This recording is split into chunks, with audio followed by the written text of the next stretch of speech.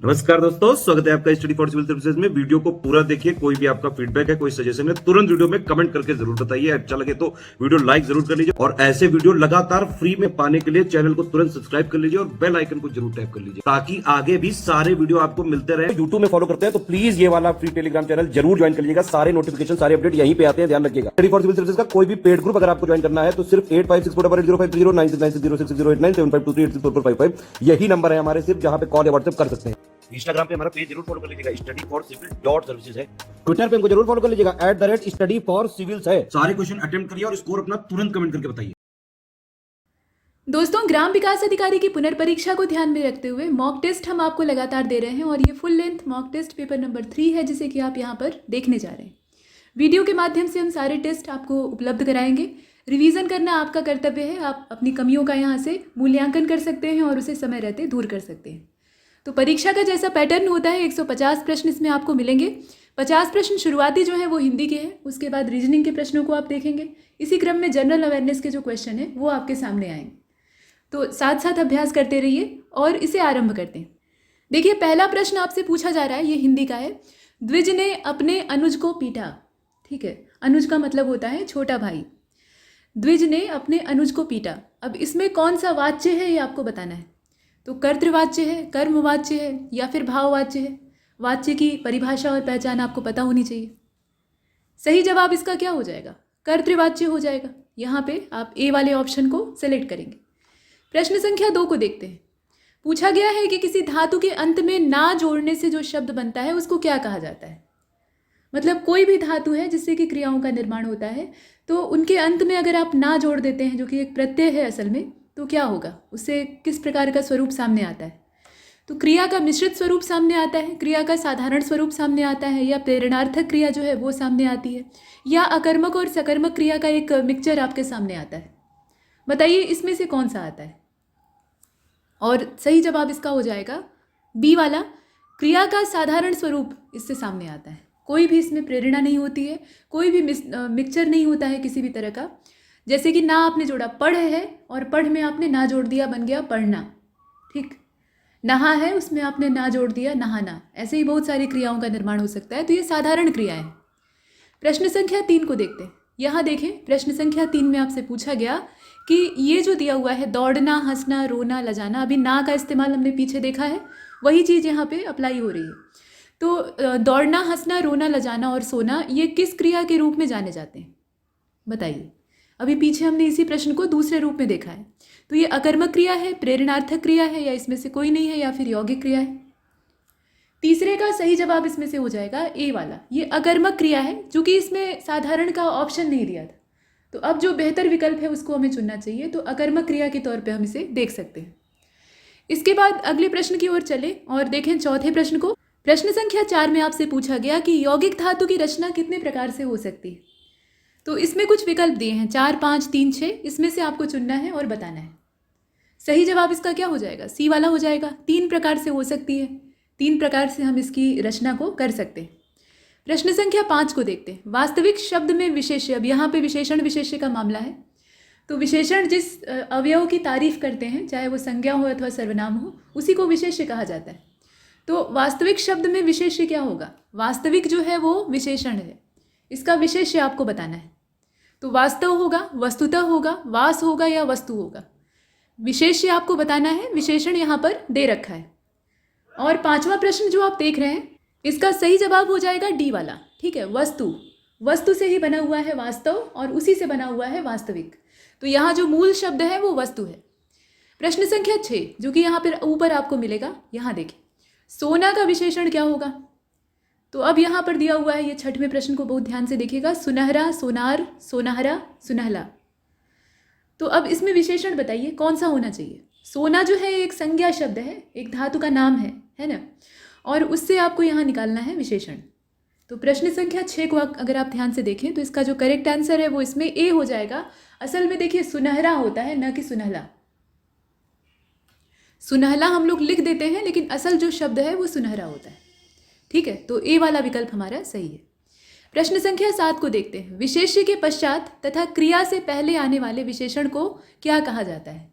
ऐसा विशेषण शब्द जो कि विशेष यानी संज्ञा अथवा सर्वनाम के बाद इस्तेमाल किया गया है और क्रिया से पहले इस्तेमाल किया गया है, यानी वाक्य के बीच में आ रहा है, तो उसको हम क्या कहेंगे? विशेष्य विशेषण कहेंगे या विधेय विशेषण कहेंगे या फिर विशेषण कहेंगे। तो विशेषण तो वो है ही है। अगर ऐसा होता कि सिर्फ विशेषण बताना होता तो ये प्रश्न ही नहीं पूछा जाता। तो माजरा यहाँ पे ये है कि आपको ए और बी में से चुनना पड़ेगा। बताइए ये क्या होना चाहिए? मतलब विशेष्य के बाद आने वाला जो विशेषण होता है वो क्या कहलाता है? विधेय कहलाता है या विशेष्य कहलाता है? और ये जो 7वां प्रश्न आप देख रहे हैं, सही जवाब इसका हो जाएगा विधेय। ऐसे विशेषण को विधेय विशेषण कहा जाता है। ठीक है। प्रश्न संख्या 8, संज्ञा के जिस रूप से क्रिया के आधार का बोध होता है उसको क्या कहा जाता है? संज्ञा का जो रूप क्रिया के आधार का बोध कराए, ठीक है, क्रिया के आधार का बोध कराए, उसको हम क्या कहेंगे? अधिकरण कारक कहेंगे, संबोधन कहेंगे, कारक की ही पहचान यहाँ आपको करनी है, संबंध कारक होगा या फिर संप्रदान होगा। और इसका सही जवाब हो जाएगा अधिकरण। ठीक है, क्रिया के आधार का बोध होता है अधिकरण से। हर कारक की अपनी विशेषता होती है, वो विशेषता आपको पता होनी चाहिए। प्रश्न संख्या 9 को देखते हैं। स्त्रीलिंग संज्ञाओं के अंत में यदि बड़ा ऊ आता है, ठीक है, छोटा ऊ नहीं है, ध्यान दीजिएगा, बड़ा ऊ है, तो बड़ा ऊ आता है, तो इससे हम बहुवचन कैसे बना सकते हैं? बहुवचन बनाने के लिए आप कौन सी विधि का इस्तेमाल करेंगे? नीचे कुछ विधियां दी हैं, उसी में से आपको चुनना है। तो आप यहाँ जोड़ेंगे ऊ और ऊ को छोटा ऊ बना देंगे, मतलब बड़े ऊ की जगह पे छोटा ऊ बना देंगे, और उसके साथ साथ ए या फिर ओ का प्रयोग करेंगे, मतलब जोड़ देंगे, तो एक नया शब्द जो कि बहुवचन होगा वो बन जाएगा। या फिर लोग जन या वर्ग लगा देंगे, या फिर ऊ को बहुधा ए करके बहुवचन बनाया जाता है, बड़े ऊ से ए में उसको कन्वर्ट कर दिया जाता है। तो अब इसमें से आपको सेलेक्ट करना है। प्रश्न संख्या 9 को आप देख रहे हैं। सही जवाब इसका क्या हो जाएगा? बी हो जाएगा। बड़े ऊ की जगह पे छोटा ऊ कर दिया जाता है और उसके साथ ए या फिर ओ जैसी आवश्यकता है उसको जोड़ दिया जाता है, तो बहुवचन बन जाता है। ठीक, आगे चलते हैं। अगले प्रश्न को देखिए। यहाँ पर कहा जा रहा है कि कौन सा शब्द स्त्रीलिंग है। अब स्त्रीलिंग और पुल्लिंग की पहचान अगर आप करना चाहते हैं तो शब्द को वाक्य में प्रयोग कर दीजिए। वाक्य में वो जिस रूप में इस्तेमाल हो जाएगा आपको पहचानने में आसानी हो जाएगी। तो देखिए, अन्न है, मोह है, लाठी है और वृक्ष है। सारे शब्दों का आप वाक्य में प्रयोग करके बहुत सही अंदाजा लगा सकते हैं। और इसमें से लाठी ही एकमात्र ऐसा है जो कि स्त्रीलिंग है। लाठी बहुत कड़ी है, लाठी बहुत लंबी है, लाठी की मार बहुत घातक होती है, ठीक है, ये स्त्रीलिंग है। और बाकी जितने हैं वो सभी पुल्लिंग है। प्रश्न संख्या 11, यहाँ देखिए, कौन सा शब्द रूढ़ नहीं है? तो आम, कलम, विद्यार्थी और कलम। यहाँ कलम 2 बार दे दिया है, कोई बात नहीं, आप देखें। तो इसका जो सही जवाब है वो विद्यार्थी होगा। रूढ़, रूढ़ का मतलब मूल शब्द, वो किसी के ज्वाइंट से नहीं बना है। हालांकि शब्द जो है वो अक्षरों के जोड़ से बनते हैं, लेकिन फिर भी किसी अन्य शब्द के जोड़ से नहीं बना है। ऐसे शब्द को आपको रूढ़ के तौर पे देखना होगा। तो इसमें बाकी जितने हैं वो सभी रूढ़ शब्द हैं, लेकिन विद्यार्थी, विद्याधन, अर्थी, विद्या एक अलग शब्द है, अर्थी जो है वो दूसरा शब्द है। दोनों को मिलाने से ये बना हुआ है, तो ये रूढ़ नहीं है। इसके बाद 12वें नंबर के प्रश्न को देखें। यहाँ पर कहा जा रहा है कि माफ कीजिएगा, अर्ध विवृत शब्दों या स्वरों, शब्द स्वरों से बनते हैं, तो यहाँ स्वरों की बात हो रही है। अर्ध विवृत स्वरों में निम्नलिखित में से किसका वर्गीकरण किया जाता है?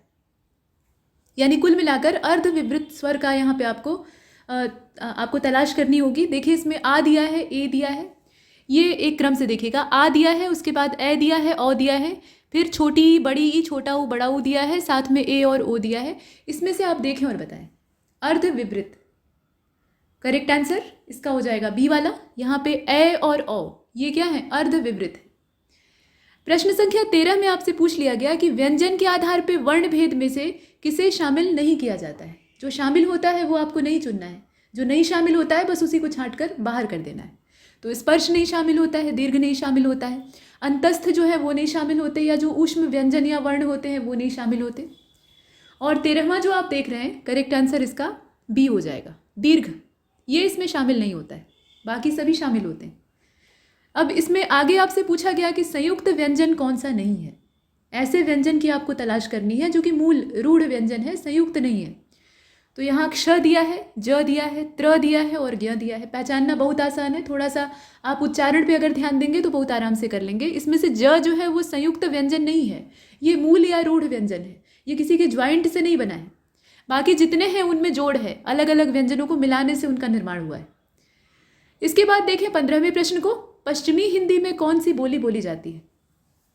पश्चिमी हिंदी एक भाषा है, हिंदी एक भाषा है मूल रूप से, और उसे हम जिस रूप में अभिव्यक्त करते हैं अपने मुंह से स्वर निकालकर, उसे कहा जाता है बोली। तो यहाँ पश्चिमी हिंदी की बोली कौन सी है ये आपको बताना है। भोजपुरी है, मगही है, ब्रज है या फिर मेवाती है। और ये जो 15वां प्रश्न आपने देखा, सही जवाब इसका ब्रज हो जाएगा। पश्चिम दिशा से आप अंदाजा लगा सकते हैं, ब्रज क्षेत्र पश्चिम में है ना, तो बहुत अच्छे से अनुमान लग सकता है। और विकल्प भी आसान है, भोजपुरी और मगही होने से रहा। प्रश्न संख्या 16 को देखें। यहाँ पे हृदय की परख, ये क्या है? एक रचना का नाम है। हृदय की परख एक रचना है। कौन से साहित्यकार के द्वारा इसे रचा गया है, उस व्यक्ति का नाम आपको इसमें से चुनना है।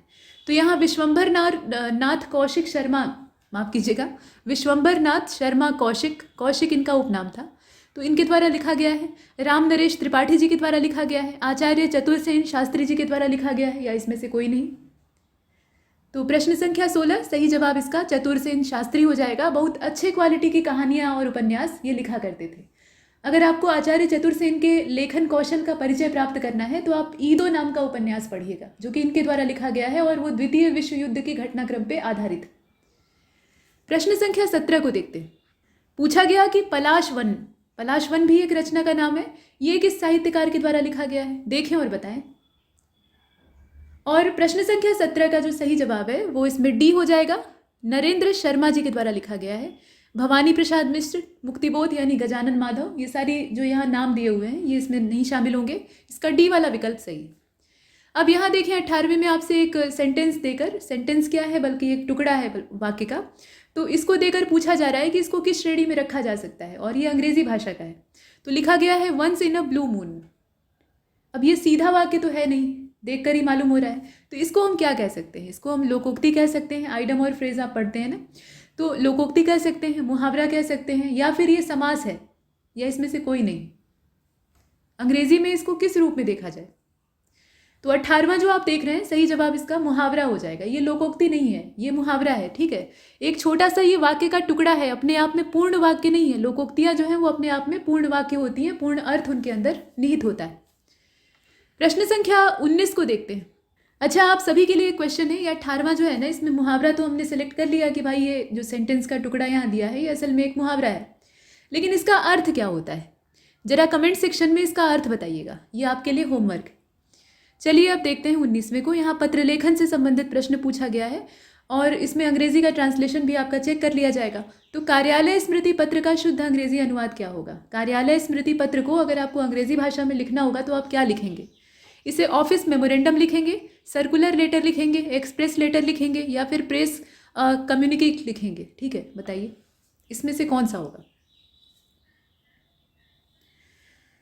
और 19वां जो आप देख रहे हैं, इसका सही जवाब इसमें से ए हो जाएगा। ये ऑफिस मेमोरेंडम होता है। कार्यालय स्मृति पत्र, ऑफिस मेमोरेंडम, बात एक ही है, भाषा का अंतर। प्रश्न संख्या 20, अनुस्मारक पत्र निम्नलिखित में से किस उद्देश्य से लिखे जाते हैं? अगर पत्र लेखन का आपको थोड़ा सा भी ज्ञान है तो बहुत आराम से आप इसका अंदाजा लगा सकते हैं। देखिए, अपने समकक्ष को मामलों की जानकारी देने के लिए इनका इस्तेमाल किया जाता है। प्रार्थना करने के उद्देश्य से ये अधिकारियों को लिखा जाता है, या फिर प्रेमी प्रेमिका का ये लव लेटर होता है, या किसी संबोधित अधिकारी को किसी पूर्व पत्र का स्मरण और लिखित मामले का महत्व दर्शाने का उद्देश्य इसका होता है। तो निश्चित तौर पे इसमें बताने की आवश्यकता नहीं है, आप स्वयं बुद्धिमान हैं। डी वाला विकल्प इतना क्लियर दिया हुआ है ना कि इसे आप बहुत आराम से पकड़ सकते हैं। देखिए, अनुस्मारक जो होता है ये उसी कंडीशन में जारी किया जाता है जब कोई भी पत्र अनुत्तरित रह जाता है, उस पर कोई यथोचित कार्रवाई नहीं होती, और अनुस्मारक कई बार भेजा जा सकता है, बार बार रिमाइंडर डाला जा सकता है कि इस काम को करिए, आपको याद दिलाया जाता है। ठीक, आगे बढ़ते हैं और प्रश्न संख्या 21 को देखते हैं। यहाँ पर कृदंत शब्दों से क्रिया के करने वाले का बोध होता है। कहा जा रहा है कि जिन कृदंत शब्दों से क्रिया के करने वाले का बोध होता है उनको क्या कहा जाता है? यहाँ पर कृदंत शब्द का इस्तेमाल किया गया है, तो ये कर्मवाचक कृदंत होता है, कर्तृवाचक होता है, भाववाचक होता है, इसमें से कौन सा होता है? क्रिया के करने वाले का बोध होता है। क्रिया को जो करता है वो कर्ता होता है, ठीक है। क्रिया को करने वाला जो व्यक्ति है वो कर्ता होता है, ये आप जानते हैं। तो इसी आधार पे गेस करिएगा, और इसका जो करेक्ट आंसर है वो कर्तृवाचक हो जाएगा। कर्ता से कर्तवाचक, है ना, तो आराम से आप पकड़ सकते हैं। प्रश्न संख्या 22 को देखें। समग्र में निम्नलिखित में से कौन सा उपसर्ग प्रयोग किया गया है? उपसर्ग याद रखिएगा शब्द के हमेशा आगे लगते हैं और उसके अर्थ में परिवर्तन कर देते हैं या उसकी महिमा को बढ़ा या घटा देते हैं। तो बताएं समग्र में कौन सा उपसर्ग लगा है? सम लगा है, सम लगा है। अब सम को दो तरीके से लिखा गया है, एक तो हलंत वाला है, एक बिना हलंत वाला है, दूसरा सिर्फ स है। तो इसमें ध्यान से देखें और 22वां जो है इसका सही जवाब इसमें से सी हो जाएगा। यहाँ पर हलंत का प्रयोग नहीं करेंगे, सम ही है, ये पूरा का पूरा सम है, ठीक। और इसीलिए हम इसके सी वाले ऑप्शन को चुनते हैं। हलंत हर जगह इस्तेमाल नहीं होता। 23वें में पूछा गया कि श्रृंगार रस का स्थायी भाव, जितने भी रस हैं मतलब 9 रस हैं टोटल, तो उनके स्थायी भावों का अता पता आपको होना चाहिए, साथ में कुछ काव्य पंक्तियों से उसकी पहचान करना आपको आना चाहिए। तो श्रृंगार रस का स्थायी भाव क्या होता है? सबसे ज़्यादा ये विस्तृत और काफ़ी गहरा रस है और ज़्यादा इसका प्रयोग होता है कविताओं में, प्रेम रस की जो कविताएं होती हैं तो इसमें रति का भाव होता है। रति का शाब्दिक अर्थ होता है आकर्षण, ठीक। अब इसके बाद देखें 24वें को। अच्छा, इसमें बाकी जो है जैसे शोक जो है वो करुण रस का स्थायी भाव है, स्नेह जो है ये वात्सल्य से जुड़ा हुआ है, अनुराग जो है वो श्रृंगार से ही कमोबेश जुड़ा हुआ है। चलिए अब देखें यहाँ 24वें को। महाकवि, महाकवि एक शब्द है। अब इसमें समास कौन सा है ये आपको बताना है। महान है जो कवि है ना, इसका समास विग्रह कर दीजिए। महान है जो कवि, अब पहचानना आसान हो गया। बताएं इसमें से कौन सा होगा। देखिए छांटना भी आना चाहिए। तो अब यही भाव और द्वंद्व तो होने से रहा। अब या तो ये तत्पुरुष होगा या कर्मधारय होगा, आप जानते भी हैं कौन सा होगा। तो सही जवाब इसका क्या हो जाएगा? कर्मधारय, कर्म को धारण करने वाला। अब देखें 25वें को। यहाँ कहा गया वही स्थोडन, थोड़ा सा शब्द जो है वो अटपटा है, कोई बात नहीं। इसका शुद्ध संधि विच्छेद आपको पता करना है। यहाँ शब्द से कोई ताल्लुक नहीं है, आपको करना है संधि विच्छेद, और संधि विच्छेद सही तरीके से करके इसमें से विकल्प का चयन करना है। तो देखें इसमें कौन वाला सही रहेगा। वही स्थोडन। और 25वां जो आप देख रहे हैं सही जवाब इसका बी हो जाएगा। वही अलग होगा, इसके आगे ऐसे विसर्ग लगा है, और थेडन जो है वो अलग होगा, ठीक। अब इसके बाद देखें अगले वाले को 26वां, जो कि यहाँ पे है असल में। शुद्ध वाक्य का आपको चयन करना है। उसने एक मोती का हार खरीदा, उसने एक मोती का हार खरीदा, माने ऐसा हार खरीदा जिसमें एक ही मोती था, और आंखों से आंसू निकल पड़ा। देख रहे हैं आप, इसमें से शुद्ध का चयन आपको करना है। वह 9 2 11 हो गया, निराशा के बादल छाए हुए। अब बताइए इसमें से शुद्ध कौन सा है। तो 26वां जो आप देख रहे हैं सही जवाब इसका डी हो जाएगा। यहाँ थोड़ा सा माफ़ कीजिएगा, पढ़ने में यहाँ मिस्टेक हुई है। वह 2 9 11 हो गया, ऐसे लिखा हुआ है 9 2 11, तब तो सही हो ही जाएगा। डी वाला ऑप्शन इसका जो है वो सही है, निराशा के बादल छाए हुए। ये एकदम शुद्ध वाक्य है, इसमें कहीं से कोई दोष नहीं है। सी वाला जैसा कि आप देख चुके हैं, इसमें मुहावरे का क्रम ही गड़बड़ा दिया है। मुहावरा या लोकोक्ति जो है वो यथावत वाक्य में इस्तेमाल होना चाहिए, उसमें अपनी बुद्धि नहीं लगानी होती, ठीक है, उसको ट्विस्ट नहीं करना है। तो यहाँ 9 2 11 होता है, 2 9 11 हम नहीं कह सकते, मतलब करने में कोई हर्ज नहीं है, लेकिन वो गलत हो जाएगा। तो ये वाला सेंटेंस इसीलिए गलत है। और आंखों से आंसू निकल पड़े, कोई एक आंसू तो निकलेगा नहीं, आंसू निकलेंगे तो बहुत सारी धार उसकी और बूंदें निकलेंगी, तो बहुवचन में चलेगा ये। आंखों से आंसू निकल पड़े। उसने मोती का एक हार खरीदा या मोतियों का एक हार खरीदा, ये कहना ज़्यादा सही रहेगा, क्योंकि एक मोती से हार नहीं बनता है ना। तो इसमें बाकी सब गलत है, डी वाला सही। प्रश्न संख्या 27 को देखते हैं। यहाँ अशुद्ध वाक्य का चयन करना है आपको, यानी 3 सही हैं और कोई एक गलत है इसमें से। तो कहा गया कि कल मंदिर की स्थापना हुई, इसका मूल्य आंका नहीं जा सकता। वह पेड़ पर नीचे गिरा, वह पेड़ पर नीचे गिरा। प्रयाग विश्वविद्यालय की ओर से नेहरू जी को उपाधि प्रदान की गई।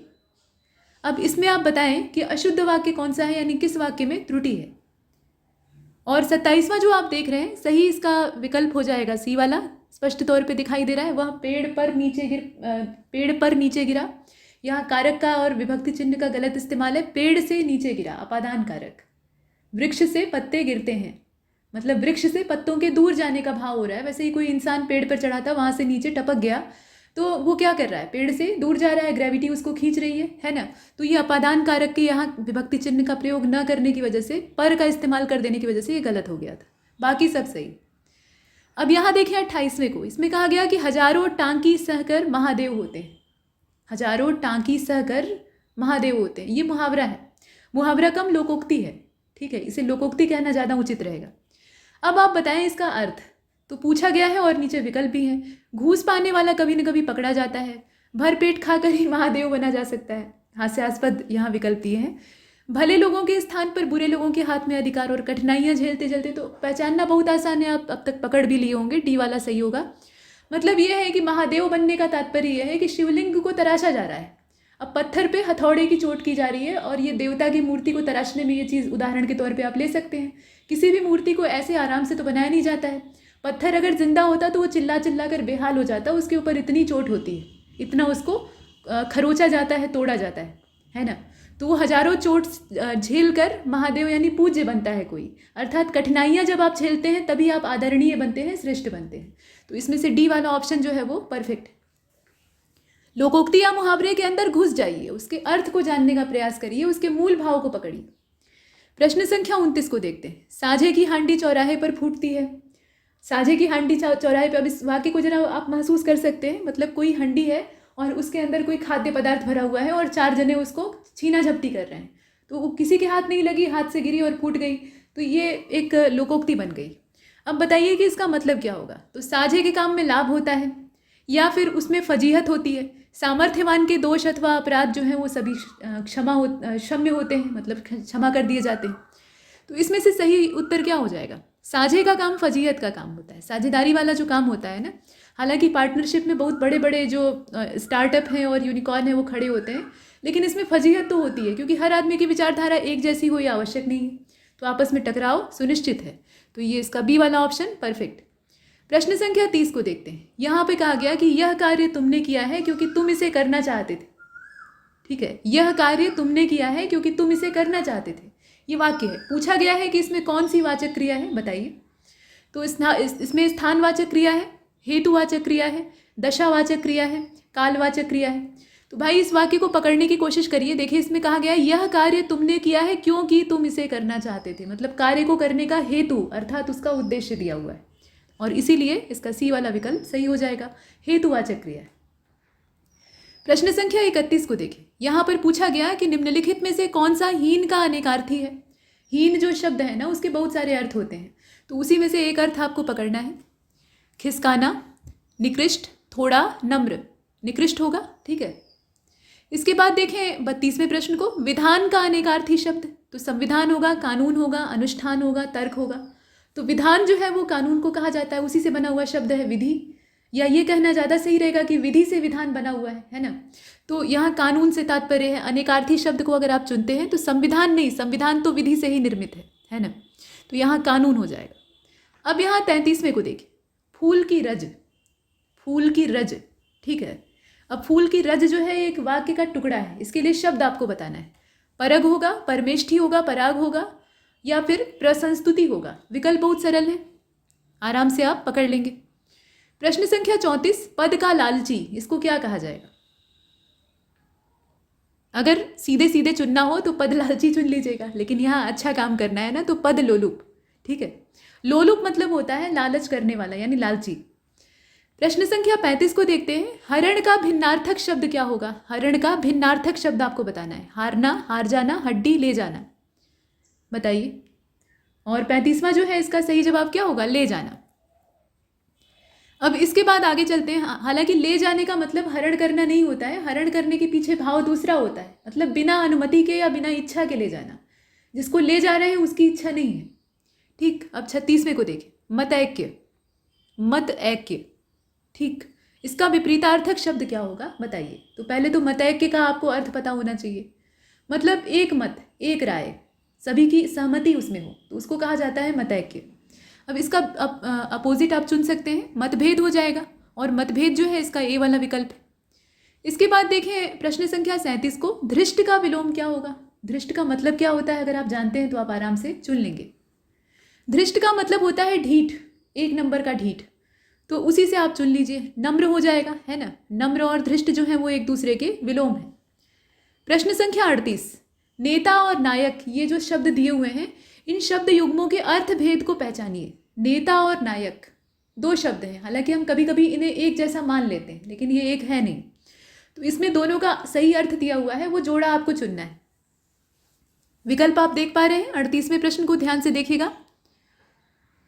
और 38 जो है ना, यानी 38वां, इसका बी वाला ऑप्शन ज़्यादा सही होगा। नेता कहा जाता है अगुआ को, जो हमेशा अग्रणी होता है, आगे रहता है और किसी भी चीज़ को लीड करता है, नेतृत्व देता है, हर काम में आगे रहता है।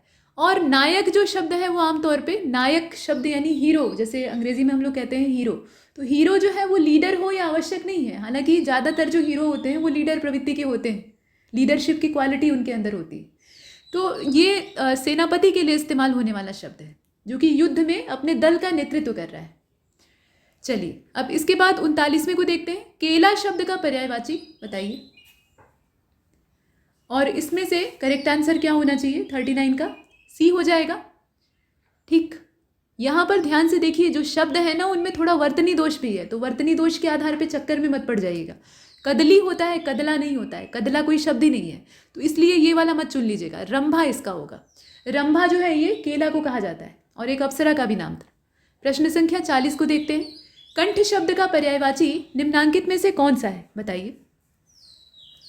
अब इसमें यह पूछा गया है, माफ कीजिएगा, कंठ शब्द का पर्यायवाची निम्नलिखित में से कौन सा नहीं है। ये नॉट जो है ये बड़ा खतरनाक होता है, तो अब बताएं। ग्रीवा, गला, शिरोधरा या इसमें से कोई नहीं?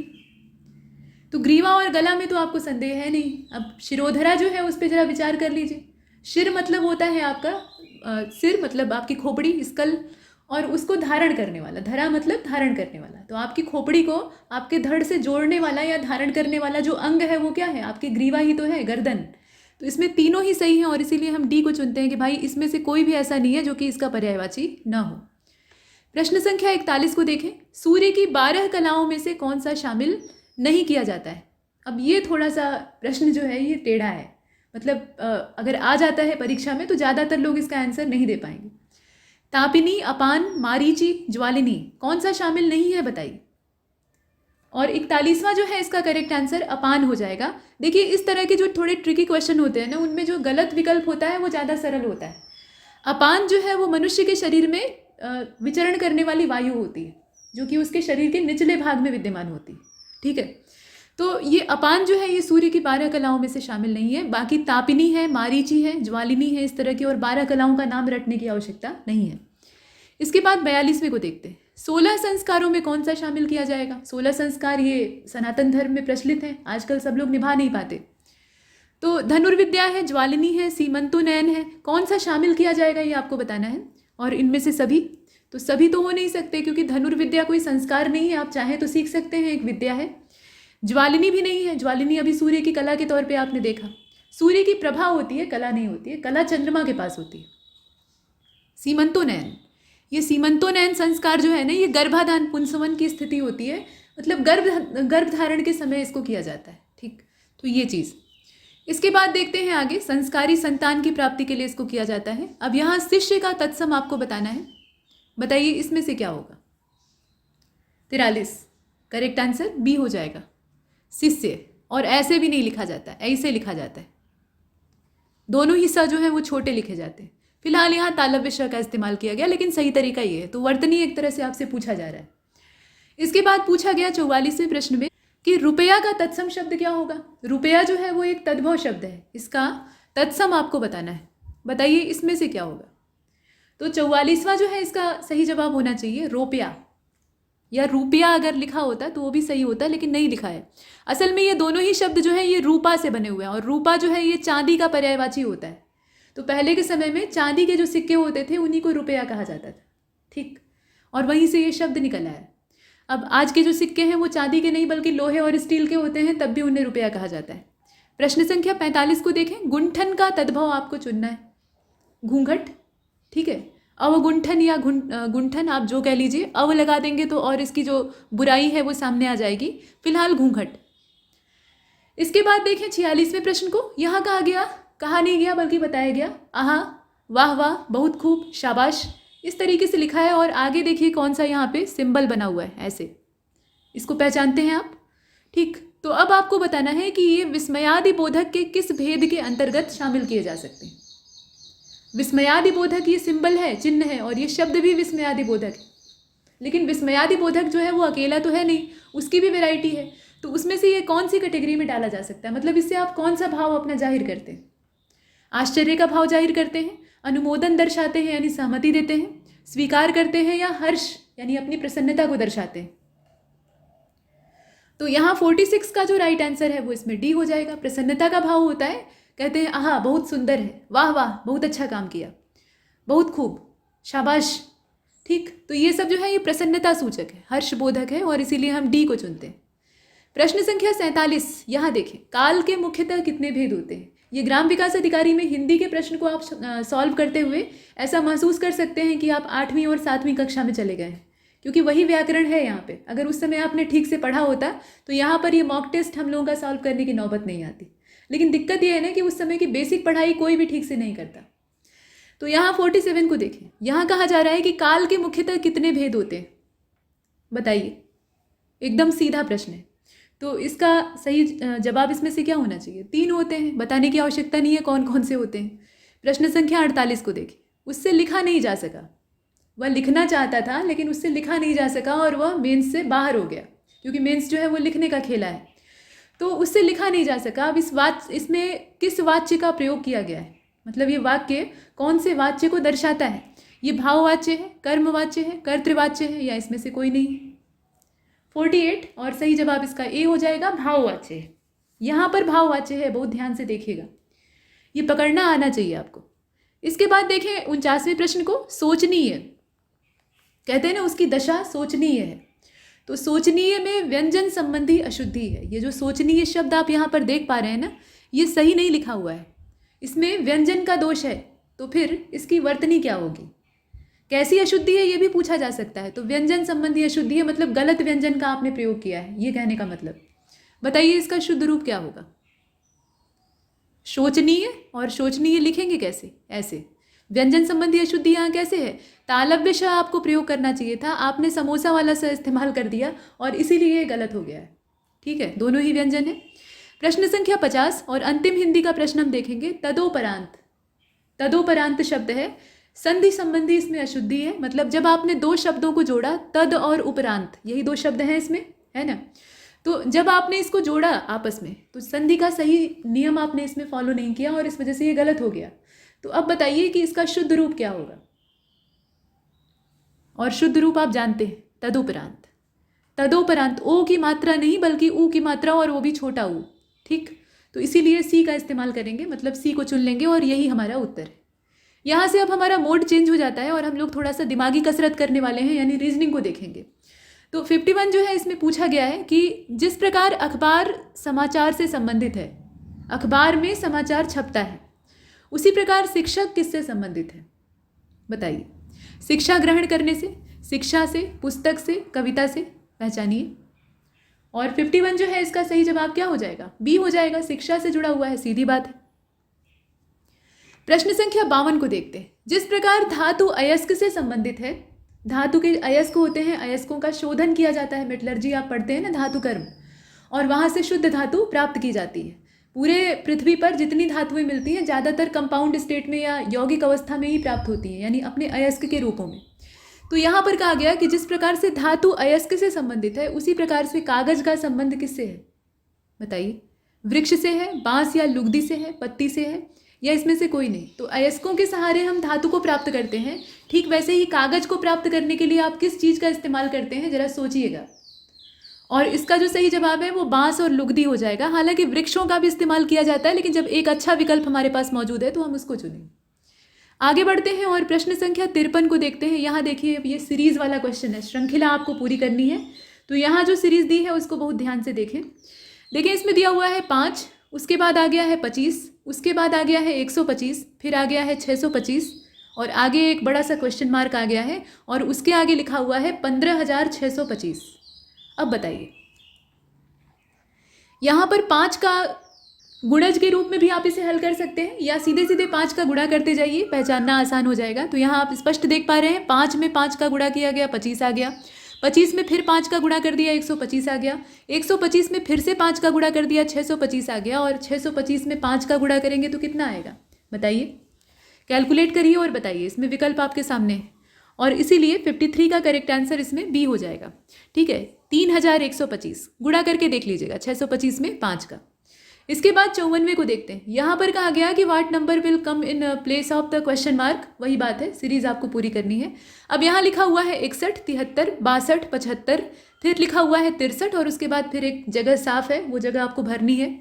और उसके बाद लिखा हुआ है 79।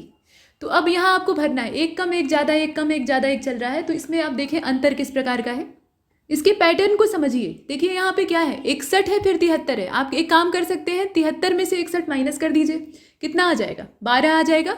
यहाँ आपका 12 का अंतर है। उसके बाद 75 में से 62 को माइनस कर दीजिए, आपका कितना आएगा, 13 आएगा। ये क्रम से चल रहा है, अब 13 का फर्क आ गया, यानी अगला जो अंतर आएगा वो 14 का अंतर होना चाहिए।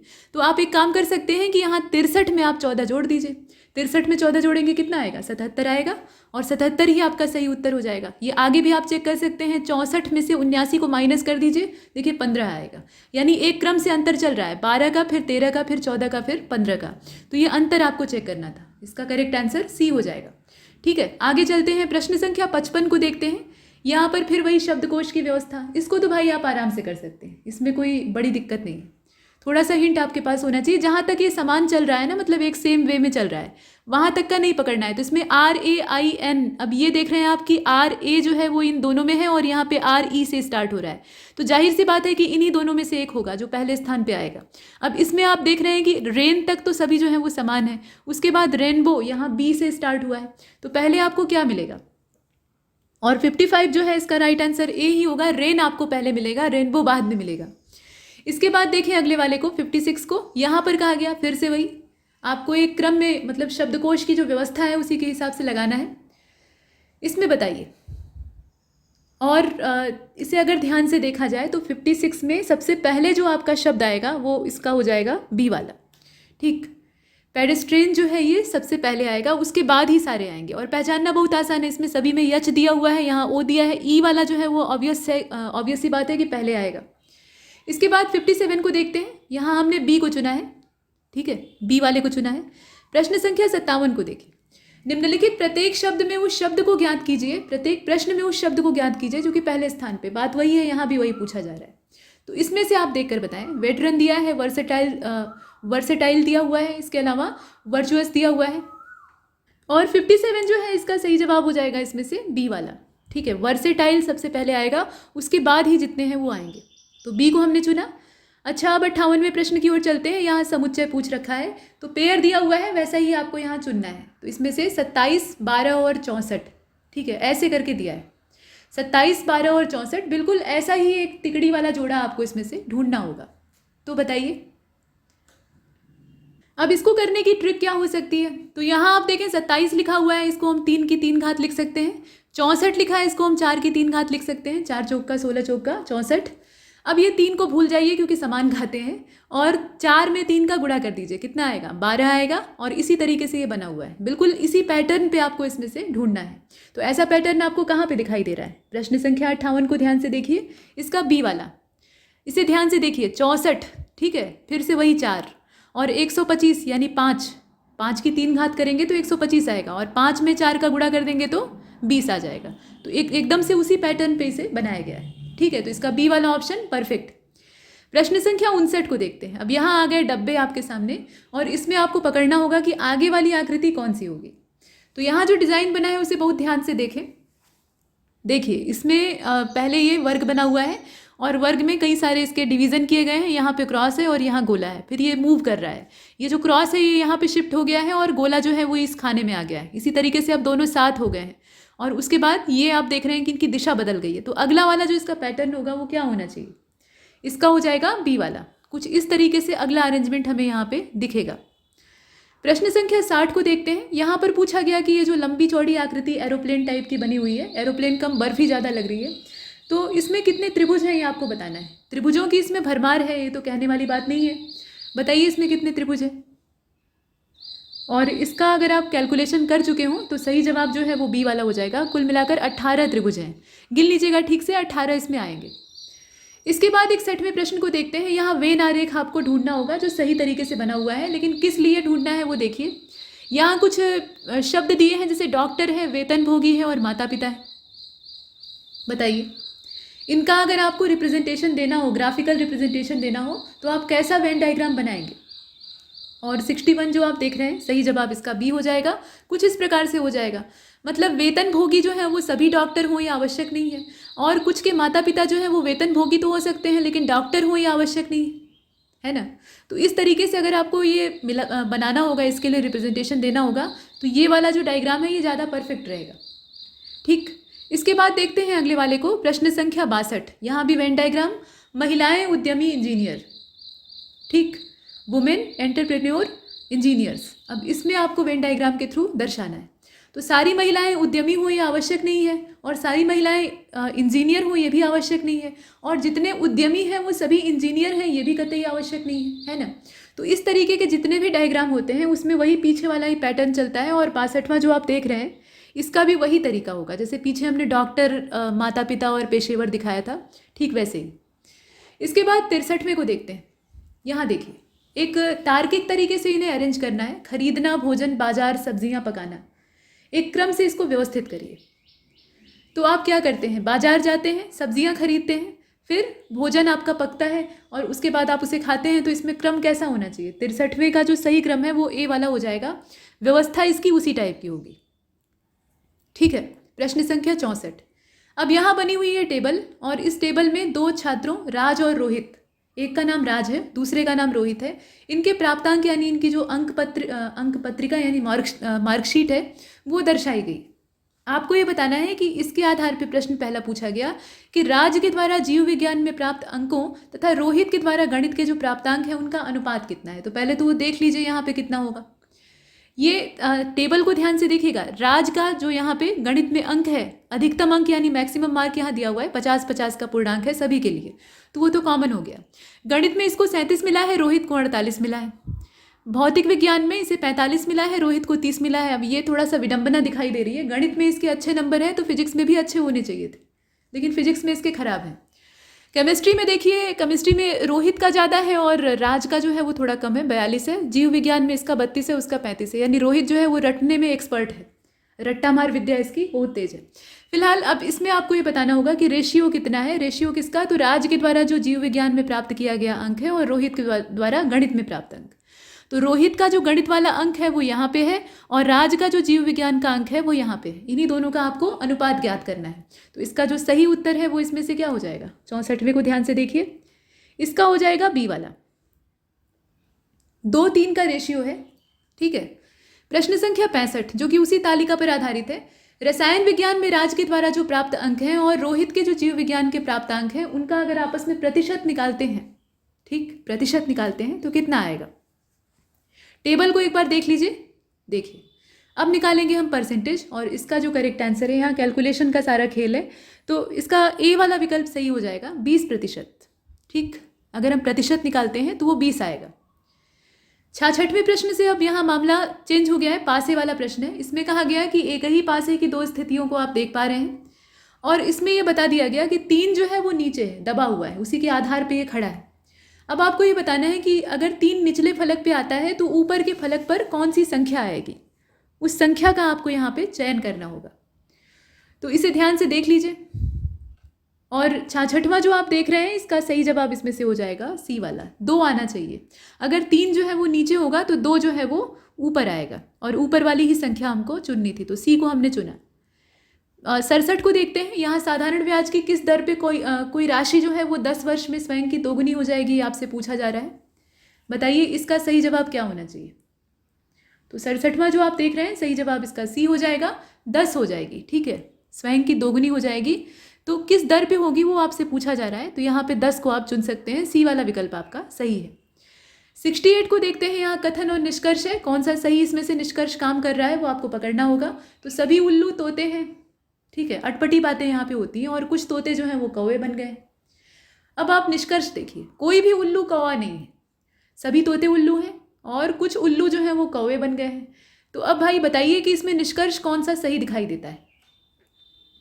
आप प्रश्न को देख रहे हैं, और ये जो प्रश्न है ना, इसका सही जवाब इसमें से सी होना चाहिए, क्योंकि निष्कर्ष 1 और निष्कर्ष 3 दोनों काम के दिखाई दे रहे हैं। मतलब कोई भी उल्लू जो है वो कौवा नहीं है। ठीक है, सभी उल्लू अगर तोते हैं तो उल्लू फिर कौवा कैसे हो सकता है? ठीक, तो ये हो सकता है, मतलब ये भी निष्कर्ष हो सकता है। दूसरी बात यह है कि इसमें कहा गया, यहाँ आप देख रहे हैं प्रश्न संख्या 68 को, और इसमें सी वाले विकल्प को हमने चुना है। निष्कर्ष 3 भी निकलता है, यानी कुछ उल्लू जो है वो कौवे हैं, कुछ तोते कौवे हैं, और सभी उल्लू जो हैं वो तोते हैं, तो हो सकता है कि कुछ उल्लू जो हैं वो कौवे भी हो जाए, है ना। आपस में यहाँ मैचिंग जुड़ गई, तो इसीलिए इसके निष्कर्ष सी वाले को हम चुनते हैं, जिसमें 1 और 3 दोनों को ठीक बताया गया है। इसके बाद देखें अगले वाले प्रश्न को। यहाँ भी वही कथन और निष्कर्ष, सभी पोस्ट कार्ड लिफाफे हैं, कोई भी लिफाफा कागज़ नहीं है। अब यहाँ निष्कर्ष देखिए, कुछ लिफाफे पोस्ट कार्ड हैं, कोई भी कागज़ लिफाफा नहीं है, और कोई भी पोस्ट कार्ड कागज़ नहीं है। बताइए निष्कर्ष कौन सा इसमें से सही दिखाई देता है। और इसका जो सही जवाब है वो इसमें सी हो जाएगा। ठीक, यहाँ देख रहे हैं आप, conclusion first, second and third, ये तीनों ही यहाँ पर पालन करते हैं, मतलब फॉलो करते हैं इसे, तीनों ही यहाँ ठीक दिखाई देते हैं। अब देखें अगले वाले को। यहाँ पर कहा गया कि पार्क में एक महिला को दिखाते हुए विनीत ने उमेश से कहा कि वह मेरे दादाजी के इकलौते पुत्र की पुत्री हैं। बताएं कि विनीत का उस महिला से क्या संबंध है। ये रक्त संबंध वाला जो है इसको आपको पता होना चाहिए, और सही जवाब इसका क्या होना चाहिए, डी वाला होना चाहिए, भाई का संबंध है, मतलब विनीत उस महिला का भाई है। ये यहाँ ध्यान से आप अगर पढ़ेंगे तो यही पकड़ में आ जाएगा। मेरे दादाजी के इकलौते पुत्र की, यानी दादाजी का सिर्फ एक ही पुत्र है और उसकी ये बेटी है। चूंकि इन्हीं के दादाजी हैं तो इन दादाजी का इकलौता पुत्र यानी इनके पिता, और पिता की वो पुत्री हैं तो पिता के ये पुत्र हैं, और पुत्र और पुत्री फिर भाई बहन हो जाएंगे। तो इसलिए यहाँ पे भाई वाला जो रिलेशन है उसको आप चुनेंगे। इसके बाद 71वें प्रश्न को देखिए। एक स्त्री का परिचय देते हुए एक पुरुष ने कहा कि इसका पिता मेरी माँ का इकलौता बेटा है। बताएं कि स्त्री का उस पुरुष से कैसा संबंध है। यहाँ कुछ विकल्प दिए हैं, आप देख पा रहे हैं। और 71 जो है इसका सही जवाब होना चाहिए, इसका सी वाला, पुत्री का संबंध है, ठीक है, बेटी का संबंध है। यहाँ जो आप सी वाला ऑप्शन है उसको चुनते हैं, ठीक है।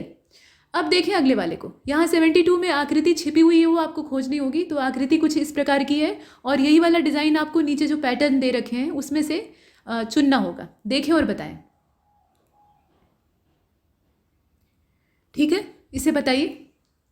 और इसका जो सही जवाब है वो इसमें सी हो जाएगा। सी में ही आपको ये डिज़ाइन मिल सकता है हूबहू, ये देखिए, है ना।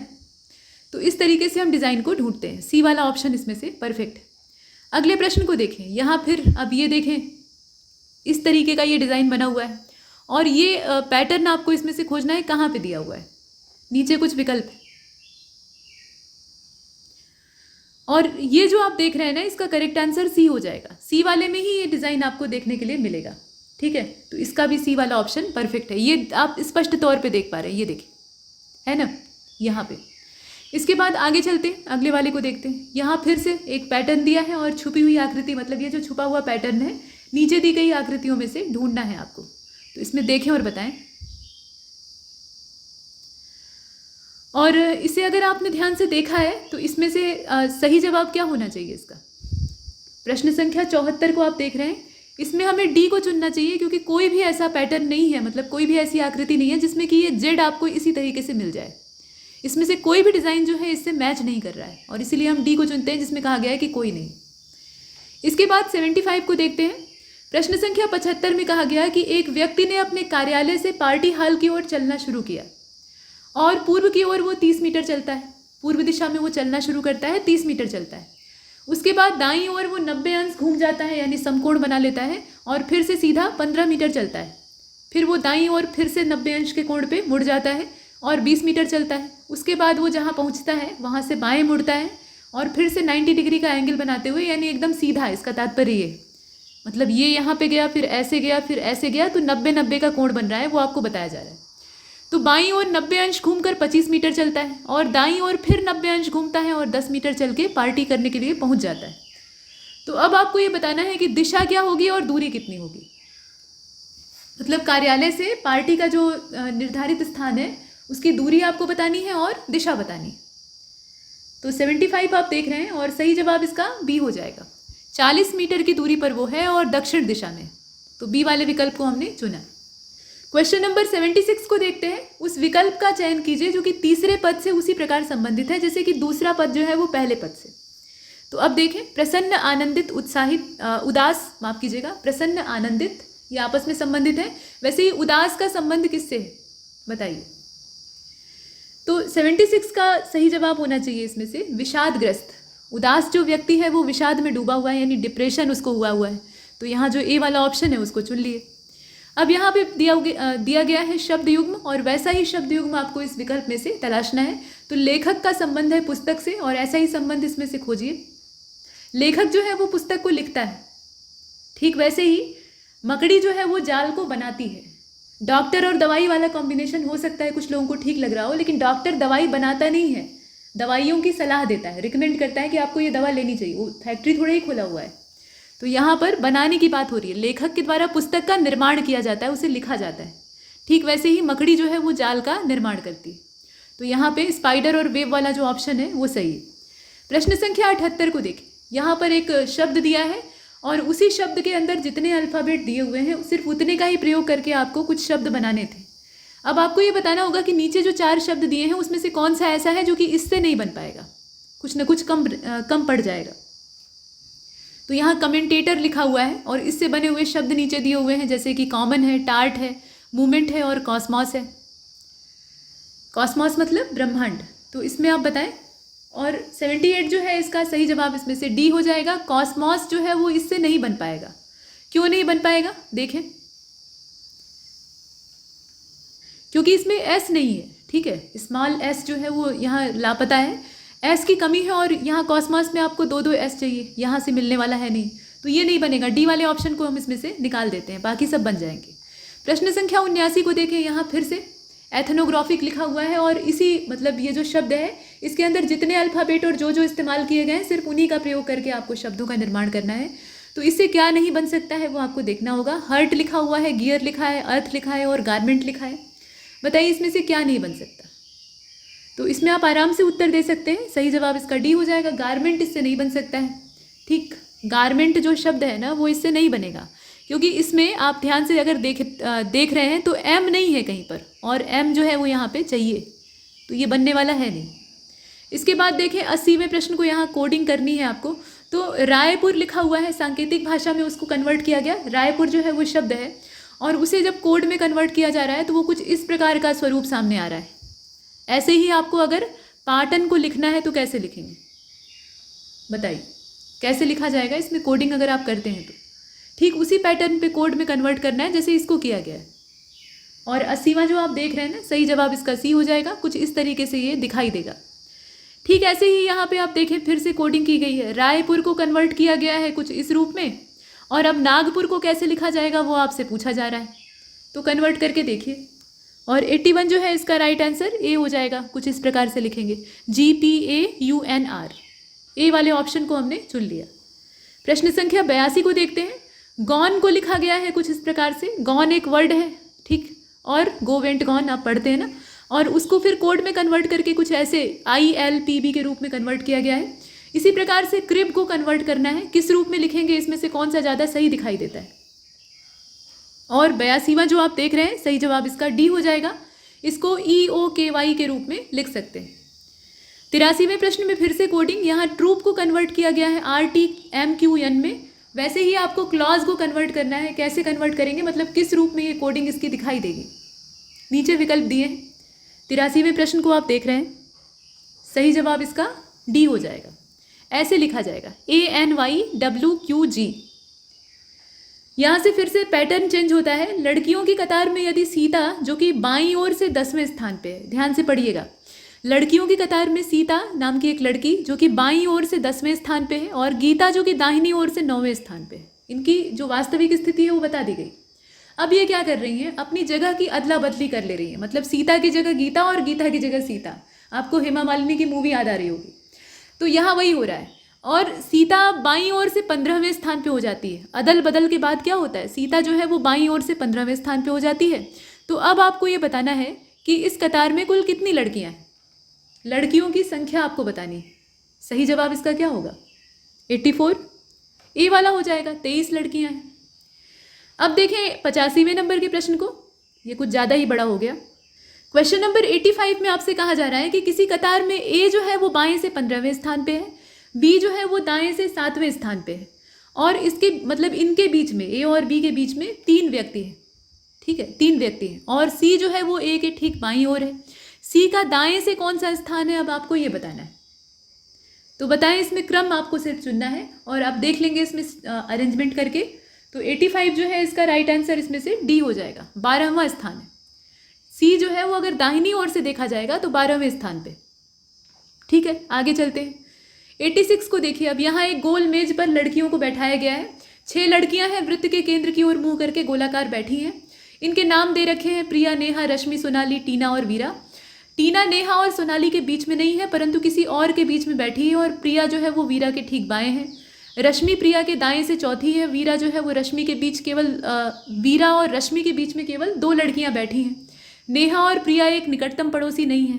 तो अब इसमें से आप बताइए कि नीचे जो स्टेटमेंट दिए हुए हैं कौन सा कथन जो है वो सत्य नहीं है। पिछले वाले मॉक टेस्ट में भी सेम यही लड़कियों के नाम दिए हुए थे, लेकिन वो प्रश्न जो था उसका ढांचा भिन्न था। दोनों एक प्रश्न नहीं है, बस नाम यहाँ पे आपको सिमिलर दिखाई दे रहे हैं। तो देखें इसमें कौन सा कथन सत्य नहीं है। कहा गया टीना वीरा के ठीक दाएं है, रश्मि टीना के बाएं से दूसरी है, सोनाली रश्मि के ठीक दाहिनी ओर है, और प्रिया रश्मि के दाएं से दूसरी है। और 86 को अगर आप बहुत ध्यान से देख रहे होंगे तो सही जवाब इसका समझ जाएंगे, बी वाला हो जाएगा। बी वाला कथन जो है वो सही नहीं है। रश्मि टीना के बाएं से दूसरी है, ये संभव नहीं है। और जो सत्य नहीं है, संभव नहीं है, वही हमें चुनना था, तो हमने बी को ही चुना, बाकी सब सही है। 87 को देखते हैं। यहाँ चिन्हों का परिवर्तन आपको करना पड़ेगा। तो इसमें भाग का जो निशान है यानी डिवीज़न का जो सिंबल है उसको कन्वर्ट कर दिया गया है प्लस में। अगर आपको माइनस दिखता है तो उसकी जगह आप मल्टीप्लाई यानी गुणे का निशान लगा दीजिए। अगर प्लस दिखता है तो उसकी जगह डिवीज़न यानी भाग का निशान बना दीजिए। अगर मल्टीप्लिकेशन का सिंबल दिखता है तो उसकी जगह माइनस लगा दीजिए। ये काम आप करेंगे इस इक्वेशन के अंदर, यानी चिन्हों को पहले परिवर्तित करेंगे, उसके बाद करेंगे इसकी गणना यानी कैलकुलेशन। तो ये समीकरण जो दिया हुआ है इसे आप ध्यान से देखें। 20/12 गुणे 4 + 8 - 6 बराबर कितना होगा आपको बताना है। तो चिन्हों को परिवर्तित करके इसे कैलकुलेट करिए और देखिए इसका जो सही जवाब है वो इसमें बी हो जाएगा 29। ठीक है, कैलकुलेशन जब आप चिन्हों के परिवर्तन की बात करेंगे तो आएगा 29। देखिए 88वें प्रश्न को। यहाँ पर एक ग्राफ बना हुआ है, दंड आरेख बना हुआ है, और इस दंड आरेख को आप ध्यान से देखिएगा। इसमें ABC करके 3 शहरों के नाम दिए हुए हैं। ठीक है, ABC ये 3 शहर हैं, और ये ग्राफ वर्ष 2012 से लेकर 2016 के दौरान का है, जिसमें कि एक निश्चित विश्वविद्यालय में MBA के पाठ्यक्रम हेतु साक्षात्कार के लिए बुलाए गए छात्रों की संख्या को रिप्रेजेंट किया गया है। ग्राफ का गहन विश्लेषण आपको करना है और जो प्रश्न पूछे गए हैं उनका जवाब देना है। तो ग्राफ को पहले भली भांति देख लीजिए। देखिए हर ग्राफ में 2 एक्सिस होते हैं कम से कम, मतलब एटलीस्ट 2 एक्सिस होते हैं, या तो एक्स या वाई, मतलब ये 2 रहेंगे। बाकी अगर नेगेटिव में जा रहा है या नीचे की ओर जा रहा है तो फिर एक्स डैश और वाई डैश भी होता है, लेकिन यहाँ उसकी नौबत नहीं है, हम लोग सांख्यिकी पढ़ रहे हैं। तो ये आप देख रहे हैं एक्स एक्सिस है, इस पर number of student call for the interview, मतलब इंटरव्यू के लिए बुलाए गए छात्रों की संख्या यहाँ पे दी हुई है, और यहाँ पे दिया हुआ है वर्ष। और ये जो रंगे हुए यहाँ खंभे आपको दिख रहे हैं ना, तो इसमें से जो ऐसे टेढ़ी मेढ़ी लाइन वाला स्तंभ आपको दिख रहा है वो शहर सी है। उसी प्रकार से एकदम प्लेन जो यहाँ पे खंभा आपको दिख रहा है वो शहर बी है, और जो ऐसे चेक वाले ऐसे डिज़ाइन के मतलब ऐसा पैटर्न आपको दिख रहा है वो असल में शहर ए है। अब ये चीज़ आपने देख ली। अब आइए प्रश्नों को देखते हैं। पूछा गया है कि वर्ष 2016 में साक्षात्कार के लिए बुलाए गए तीनों शहरों के यानी ABC के छात्रों की संख्या वर्ष 2012 में साक्षात्कार के लिए बुलाए गए तीनों शहरों के छात्रों की संख्या का लगभग कितना प्रतिशत है, यानी तुलना करनी है प्रतिशत के रूप में। बताइए 2016 और 2012। यहाँ वर्ष आप स्पष्ट तौर पे देख पा रहे हैं, शहरों को देख पा रहे हैं, और 88वां जो आप देख रहे हैं सही जवाब इसका सी हो जाएगा। ठीक है, 86% कितना होगा 86। अगले वाले को देखें। यहाँ पे पूछा गया कि वर्ष 2014 में तीनों शहरों के द्वारा साक्षात्कार के लिए बुलाए गए छात्रों और वर्ष 2015 में शहर सी तथा ए से साक्षात्कार के लिए बुलाए गए छात्रों की कुल संख्या का अनुपात कितना है। What is the ratio of total number of students called for interview from all the 3 cities in the year 2014 to that of the total number of students called for the interview from city C and A in year 2015। तो ये आपका question है। अब इसमें ratio सिर्फ आपको ढूंढना है। थोड़ा सा एक बार ग्राफ को फिर से देख लीजिए, ये देखिए। और हाँ, इसका जो सही जवाब है वो क्या होना चाहिए, ए वाला हो जाएगा। 164 और 95 का अनुपात यहाँ पे निकलता है। ठीक, अब 90 नंबर का प्रश्न आपसे अलग ही चीज़ पूछ रहा है। यहाँ कहा गया कि महीने का प्रत्येक रविवार, ठीक है, किसी महीने का प्रत्येक रविवार चौथी, 11वीं, 18वीं या 25वीं तारीख को पड़ता है। ठीक है, तो महीने की अंतिम तारीख को कौन सा दिन पड़ेगा यदि महीने की शुरुआत बृहस्पतिवार से हुई, यानी पहली तारीख को बृहस्पतिवार। तो इसमें बात तो बहुत अच्छी की है, लेकिन ये आंकड़े जो है ये पर्याप्त नहीं है। मतलब इतने आंकड़ों के सहारे आप ये कतई पता नहीं लगा सकते। हालांकि यहाँ हिंट दिया हुआ है, लेकिन ये हिंट इस काम नहीं आएगा कि आप बता दें कि महीने की अंतिम तारीख को कौन सा दिन पड़ेगा। ये अंदाज़ा लगाना, या तो आप कैलकुलेट करें फिर पहली तारीख से, यहाँ जो आंकड़े दिए हैं उसके आधार पर आप नहीं पता लगा सकते। हाँ, इसमें यह है कि महीने का प्रारंभ जो है वो अगर बृहस्पतिवार को हो रहा है तो उससे आप अंदाज़ा ज़रूर लगा सकते हैं कि प्रत्येक रविवार महीने की अंतिम तारीख में कौन सा दिन पड़ेगा। तो वो तरीका अलग होगा, लेकिन यहाँ जितना जानकारी दी है उसके आधार पे आप नहीं पता लगा सकते, और इसीलिए डी को चुनते हैं। और 91 को देखें, इसमें कहा गया कि यदि बीते हुए कल से 3 दिन पहले, बीता हुआ कल यानी पिछला वाला जो कल था उससे 3 दिन पहले बुधवार था, तो आगामी कल के 2 दिन बाद कौन सा दिन होगा। आने वाला जो कल है उसके 2 दिन बाद कौन सा दिन होगा, ये आपको बताना है। 91 सही जवाब इसका डी हो जाएगा, बृहस्पतिवार होगा। यहाँ थर्सडे को आप चुन लेंगे। 92 को देखें, यहाँ पर कहा गया कि a is less than b, b is less than c, c is greater than d, d is less than e और e is greater than a. Less than और ग्रेटर देन का जो सिंबल है वो आपको पता होना चाहिए। इससे निष्कर्ष क्या निकल रहा है, मतलब बड़ा छोटा ये दर्शा रहा है, सीधी बात है। तो यहाँ आप देख रहे हैं कि ए जो है वो बी से छोटा है, बी जो है वो सी से छोटा है, और सी जो है वो डी से बड़ा है, जबकि डी जो है वो ई से छोटा है, ई जो है वो ए से भी बड़ा है। तो अब इसके आधार पर आप क्या निष्कर्ष निकाल सकते हैं। तो 92 का जो राइट आंसर है वो इसमें बी हो जाएगा। सी ए से बड़ा है और ए जो है वो ई से बड़ा है, यानी सी इसमें सबसे बड़ा है। प्रश्न संख्या 93 को देखते हैं। एक राष्ट्रीय राजमार्ग है, उस पर एक पंक्ति में 35 स्ट्रीट लैंप जो हैं वो लगाए गए। एक को छोड़कर सभी लैंप जल रहे हैं, एक खराब है उसमें से। दोषपूर्ण स्ट्रीट लैंप दाहिने छोर से 15वें स्थान पे। यही पंक्ति वाला प्रश्न यहाँ थोड़े दूसरे ढंग से दिया हुआ है।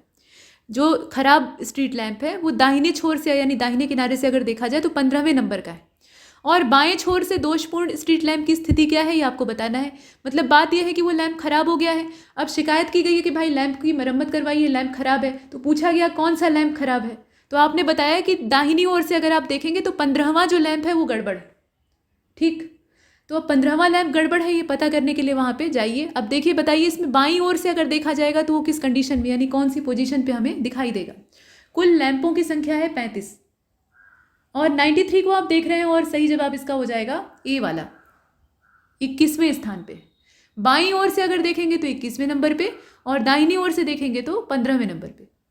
प्रश्न संख्या 94 को देखते हैं। यहाँ देखिए, कथन दिया हुआ है और धारणा दी। सौरभ ने चाक से ब्लैक बोर्ड पर समीकरण हल नहीं किया। ठीक, धारणा क्या हो सकती है।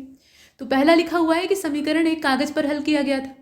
सौरभ द्वारा समीकरण को ब्लैक बोर्ड पर मार्कर से हल किया गया था। बताइए इसमें कौन सा पुष्ट करता है इस तर्क को। तो 94 जो आप देख रहे हैं, सही जवाब इसका क्या होना चाहिए। कोई भी इसमें से नहीं होगा या फिर कोई एक चुना जा सकता है। तो 94 का अगर देखा जाए तो सी वाला जो ऑप्शन है वो हमको चुनना चाहिए। कोई भी धारणा इसमें से काम नहीं कर रही है। हमें टोटल कथन पे आश्रित रहना है। कथन जो कह रहा है उसी के हिसाब से काम करना है, उसमें अपना दिमाग नहीं लगाना है। तो हमने सी को चुना। दोनों में से कोई भी धारणा इसमें काम नहीं कर रही है। चॉक से ब्लैक बोर्ड पर लिखा जाता है। ब्लैक बोर्ड पे आप चॉक से ही लिख सकते हैं, मार्कर से तो लिखेंगे नहीं। तो वैसे भी ये जो दूसरा वाला है ये मूर्खतापूर्ण वाक्य है। पहला वाला जो है समीकरण एक कागज पर हल किया गया था, लेकिन ऐसा इसमें कागज का कहीं जिक्र तो किया नहीं गया है। ठीक है, तो ये वाक्य जो है ना, इसके आधार पर धारणा कोई भी इसमें से सही नहीं है, और हमने सी को चुना। 95 को देखें। कैलाश 3 किलोमीटर पूर्व में चलता है और दक्षिण में मुड़ता है फिर से। मतलब 3 किलोमीटर वो पूर्व दिशा में जा रहा है, उसके बाद दक्षिण दिशा में मुड़ जा रहा है, और 4 किलोमीटर चल रहा है। उसके बाद जहाँ पहुँचता है वहाँ से पश्चिम में मुड़ जाता है और 6 किलोमीटर चलता है। अब आपको बताना है कि अपनी इनिशियल पोजीशन से वो कितनी दूर है। दूरी आपको इसमें कैलकुलेट करनी है, और 95 का करेक्ट आंसर सी हो जाएगा, 5 किलोमीटर। अपने मूल बिंदु से वो 5 किलोमीटर दूर आ गया है। 96 को देखें। इसमें कहा गया कि एक ऐसा अक्षर समूह इसमें से चुनिएगा जो कि बाकियों से अलग है। 3 जो है वो एक पैटर्न से अरेंज किए गए, लेकिन एक उसमें से भिन्न है, और वो कौन सा है बस आपको यही देखना है। यहाँ STR लिखा है, LKM लिखा है, IHJ लिखा है और ONP लिखा है। और 96 जो है इसका करेक्ट आंसर ए हो जाएगा। STR जो है वो भिन्न है, मतलब ये बाकियों से अलग है, बाकी जो है वो एक पैटर्न पे डिज़ाइन किए गए। 97 को देखें। यहाँ भी वही काम करना है, जो अलग है उसकी तलाश आपको करनी है, जो एक जैसे हैं उनको वैसे ही छोड़ देना है। और 97 जो है इसका सही जवाब ए हो जाएगा, CFI। CFI जो है वो बाकियों से अलग है, बाकी सब एक जैसे। इसके बाद देखें 98 को, यहाँ देखें कहा गया है कि दिए गए 4 में से 3 जो है वो किसी प्रकार से एक जैसे हैं और इस प्रकार से अपना ये एक समूह बनाते हैं। तो कौन सा इन तीनों से भिन्न है, यानी समूह से अलग है? तो 1, 2, 5 एक जैसा, या फिर 216 जो है ये माफ़ कीजिएगा यहाँ थोड़ा सा गड़बड़, ये 125 है, 216 है, पीछे वाला पैटर्न ही यहाँ पे बैठा हुआ है। तो 125 है, 216 है, इसके बाद आपका 27 है और 121 है। आपको ये बताना है कि कौन सा तीनों से भिन्न है। 98 को ध्यान से देखें और इसका जो सही जवाब है वो इसमें हो जाएगा आपका डी वाला। ठीक है, ये बाकियों से अलग है, बाकी जो है वो घन है असल में। ठीक है, ये आप घन जब निकालते हैं तो इसमें 5 पचे 25 पचे 125 है ना, 5 की 3 घात में ये वाला आपको प्राप्त होगा। वैसे ही यहाँ पे आप 6 का अगर 3 बार आपस में गुणा करते हैं तो 216 आपको मिलेगा। 3 का आपस में 3 बार गुणा करते हैं तो 27, लेकिन 11 का आप 2 ही बार आपस में गुणा करते हैं तो 121 आ जाता है। तो ये वर्ग है, बाकी सब घन है। इसके बाद देखते हैं अगले वाले को 99 को। इसमें कहा गया कि 4 जो हैं वो 4 में से 3 जो हैं वो एक जैसे हैं, एक जो है वो इस समूह से बिलग है, वो कौन सा है ये आपको बताना है। तो बताइए। 2, 4, 6, 9। तो 2, 4, 6 जो है ये आपके 2 से कटने वाले हैं, 9 नहीं कटेगा। 9 जो है वो 2 से किसी भी हाल में विभाज्य नहीं होगा और इसीलिए हम डी को चुनते हैं। ठीक है, ये हमारा सही उत्तर हो जाएगा। ठीक, अब इसके बाद देखते हैं आगे। तो 100 नंबर का जो क्वेश्चन है इसको देखिएगा। इसमें कहा जा रहा है कि दिए गए प्रत्येक प्रश्न में 4 शब्द दिए गए हैं। इन 4 शब्दों में से 3 शब्द जो हैं वो एक जैसे हैं। अब यहाँ भी वही काम करना है आपको, तो पहचानना आसान है। देखिए, कुतिया दिया है यानी बिच, वैसे इसे डैम भी कहा जाता है। इसके बाद शेर, घोड़ा, मुर्गा। अब इसमें से आप देखें तो इसमें आप आराम से पकड़ सकते हैं, इसमें कोई बहुत बड़ा रॉकेट साइंस नहीं है।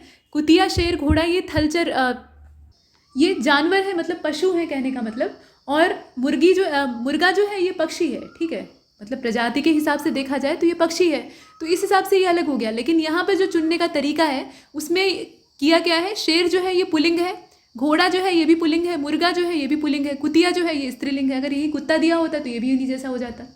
तो उस पैटर्न पे अगर चुना जाएगा तो इसका ए हो जाएगा। तो उत्तर तो ए ही दिया है और हम ए को मानते हैं। अब चलते हैं आगे और यहाँ से हमारा जनरल अवेयरनेस का काम स्टार्ट होता है 101 से लेकर 150 तक। इसमें राज्य और लोक नृत्य दिया है, कौन सा विकल्प सही नहीं है वो आपको चुनना है। तो गुजरात का दिया है टिप्पणी जुरियुन, मध्य प्रदेश का है खड़ा नाच, लाहो है मणिपुर का और त्रिपुरा का है होजगिरी। ये आपका फोक डांस है। ठीक है, तो इसमें से आप देखें और बताएं। तो 101 को आपने देखा, सही जवाब इसका सी हो जाएगा। मणिपुर का लाहो जो यहाँ पे दिया है वो इसमें से गलत है। मणिपुर का लाहो नहीं है बल्कि ये मेघालय का है। ठीक है, लाहो जो है ये मेघालय का फोक डांस है और इसमें बाकी जितनी भी चीज़ें हैं वो सही है, तो आपको पता होनी चाहिए। इसके बाद प्रश्न संख्या 102 को देखते हैं। कौन सा पर्वत शिखर इसमें सबसे ऊंचा है? हिमालय में सब ऊंची चोटियां हैं, लेकिन उसमें सबसे ज़्यादा ऊंचा इसमें से कौन सा है बताइए। कामेत है, सासेर कांगड़ी है, रीमो है या साल्टेरो कांगड़ी है? तो 102 को आपने देखा और करेक्ट आंसर इसका हो जाएगा ए वाला। कामेत इसमें सबसे ऊंचा है बाकियों की तुलना में। ठीक है, मतलब हिमालय में सबसे ऊंचा नहीं है लेकिन इन सब से ऊंचा है। ठीक, 7,756 मीटर इसकी ऊंचाई है। बाकी जितने हैं, जैसे सासेर कांगड़ी है तो ये आपका 7,672 है, थोड़ा ही छोटा है। रीमो जो है ये 7,385, सभी 7,000 की ही रेंज में है, लेकिन ये सबसे ऊंचा है। इसके बाद कौन सा ज्वालामुखी जॉर्जिया में है ये आपको बताना है। जॉर्जिया में इसमें से कौन सा वॉल्केनो जो है ये लोकेट करता है। कोटोपैक्सी है, नेवादो साजमा है, माउंट कस्बेक है और एपो है। ये सब ज्वालामुखियों के नाम हैं। और 103 को आपने देखा, सही जवाब इसका सी हो जाएगा। ठीक है, जॉर्जिया में इसमें से कौन सा है? माउंट कस्बेक। ये जो है ये एकमात्र जॉर्जिया में है, बाकी जो है वो भी वॉल्केनो ही है। कोटोपैक्सी आप जानते ही हैं इक्वाडोर में है, बोलीविया में है नेवाडो, और एपो जो है ये फिलीपींस का है। प्रश्न संख्या 104 को देखते हैं। यहाँ tropic of cancer does not pass through which of the following state, कहाँ से ये गुजरती नहीं है? तो ये तो सिंपल है, आप आराम से पकड़ सकते हैं। कर्क रेखा जो है ये भारत में कितने राज्यों से गुजरती है? कुल मिलाकर 8। पश्चिम से पूर्व में अगर देखें तो गुजरात, राजस्थान, मध्य प्रदेश, छत्तीसगढ़, हम लोग पूरब दिशा की ओर बढ़ रहे हैं। छत्तीसगढ़, झारखंड, पश्चिम बंगाल, त्रिपुरा और अंत में मिजोरम। तो इसमें से कोई भी ऐसा नहीं है जिसको कि हम बाहर कर सकते हैं, है ना? तो हम डी को चुन लेते हैं, नॉन ऑफ दीज। 105 को देखते हैं। Which of the following river ends in the gulf of Khambhat. Khambhat की खाड़ी में इसमें से किस नदी का समापन होता है? गोदावरी का होता है, नर्मदा का होता है, कृष्णा का होता है, कावेरी का होता है? पहले तो आपको गल्फ ऑफ खंभात का आता पता होना चाहिए किधर है। और 105 जो आप देख रहे हैं ना, सही जवाब इसका क्या होगा? बी हो जाएगा। नर्मदा का अंत होता है। यहाँ वैसे भी आप पूर्वमुखी और पश्चिममुखी नदियों को अगर ध्यान देंगे तो गोदावरी, कृष्णा, कावेरी, इन सब का मुहाना पूरब दिशा। नर्मदा एकमात्र है जो कि पश्चिम दिशा में जा रही है, एस्चुरी बनाती है, उसके बाद समुद्र में गिरती है। तो खंभात की खाड़ी में इसका अंत होता है, अमरकंटक से ये प्रारंभ होती है। ठीक, आगे चलते हैं। प्रश्न संख्या 106 को देखिए। Which of the following irrigation dam located in Mahoba city? इसमें से कौन सा ऐसा सिंचाई परियोजना वाला बांध है जो कि महोबा में है? तो अहरौरा लिखा हुआ है, चंद्रप्रभा है, इसके अलावा काबरी है और पीली इरिगेशन डैम। तो 106 को आपने देखा, सही जवाब इसका क्या हो जाएगा? इसमें सी वाला हो जाएगा। ठीक, काबरी। काबरी भी कहा जाता है, कबराई भी कहा जाता है, काबराई भी कहा जाता है, बहुत सारे इसके प्रोनाउंसिएशन है। महोबा में ये लोकेट करता है। बाकी चंद्रप्रभा का तो आप जानते ही हैं, चंदौली में है, मिर्जापुर में है अहरौरा, और पीली सिंचाई बांध जो है ये बिजनौर का है। इसके बाद 107 को देखते हैं। यहाँ पर कहा गया भारतीय राष्ट्रीय कांग्रेस का जो पहला ग्रामीण अधिवेशन है वो 1936 में फैजपुर में हुआ था।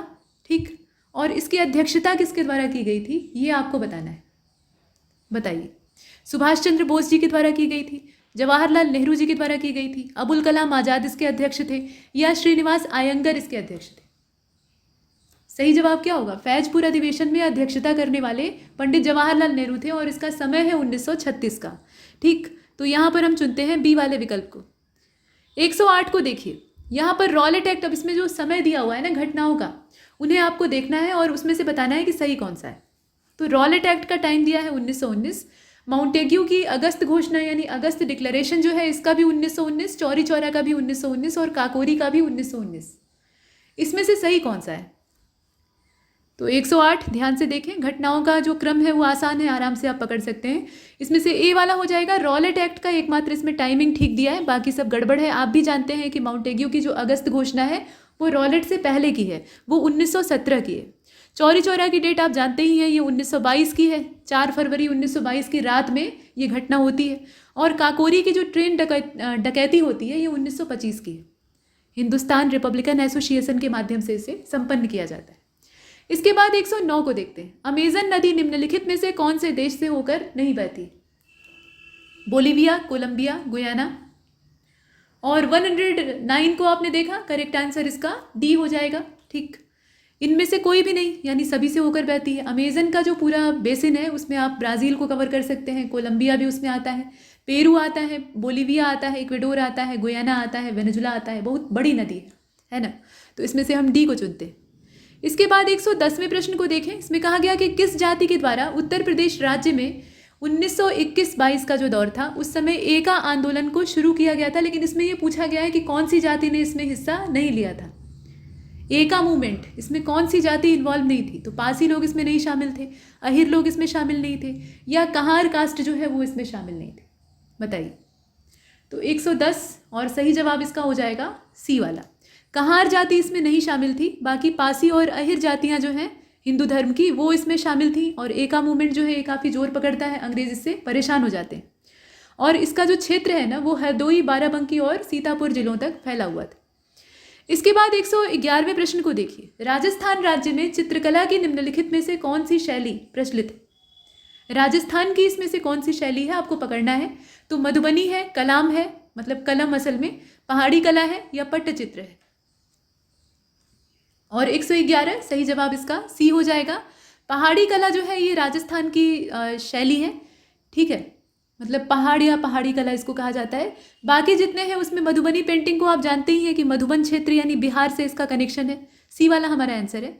कलम जो है ये आपकी आंध्र प्रदेश की है और पट्टचित्र जो है ये ओडिशा का है। प्रश्न संख्या 112, इसमें पूछा जा रहा है कि which of the following battle had been fought between Babur and Rana Sanga of Mewar in 1527 AD। समय दे दिया है आपको। राणा सांगा और बाबर के बीच में ये हुआ युद्ध था। इसका नाम क्या है, बस इतना आपको बताना है। एकदम सिंपल क्वेश्चन है, आप आराम से उत्तर दे सकते हैं। और आप भी जानते हैं बी होगा इसका, खानवा का युद्ध होता है, राणा सांगा इसमें पराजित होते हैं। इसके बाद आगे बढ़ते हैं, प्रश्न संख्या 113 को देखते हैं। मोती मस्जिद आगरा किला परिसर के अंदर है। ठीक है, मोती मस्जिद जो है वो आगरे के किले के अंदर है। सफ़ेद संगमरमर से ये बनी हुई है। अब इसको बनवाया किसने था ये आपको बताना है। तो इल्तुतमिश के द्वारा बनवाया गया था, अलाउद्दीन खिलजी ने बनवाया था, औरंगजेब ने बनवाया था, या इसमें से किसी के द्वारा नहीं बनवाई गई थी? 113 को आप देख रहे हैं, सही जवाब इसका सी हो जाएगा। औरंगजेब के द्वारा इसको बनवाया गया था और ये समय था 1659 का। ठीक, तो यहाँ हम इसमें से सी वाला ऑप्शन जो है उसको सेलेक्ट करते हैं। प्रश्न संख्या अगले को देखते हैं, यानी 114वें को। सेंसस जो अपने यूपी का है 2011 वाला ही, उसके हिसाब से कौन से जिले की जनसंख्या सबसे कम थी, आपको बताना है।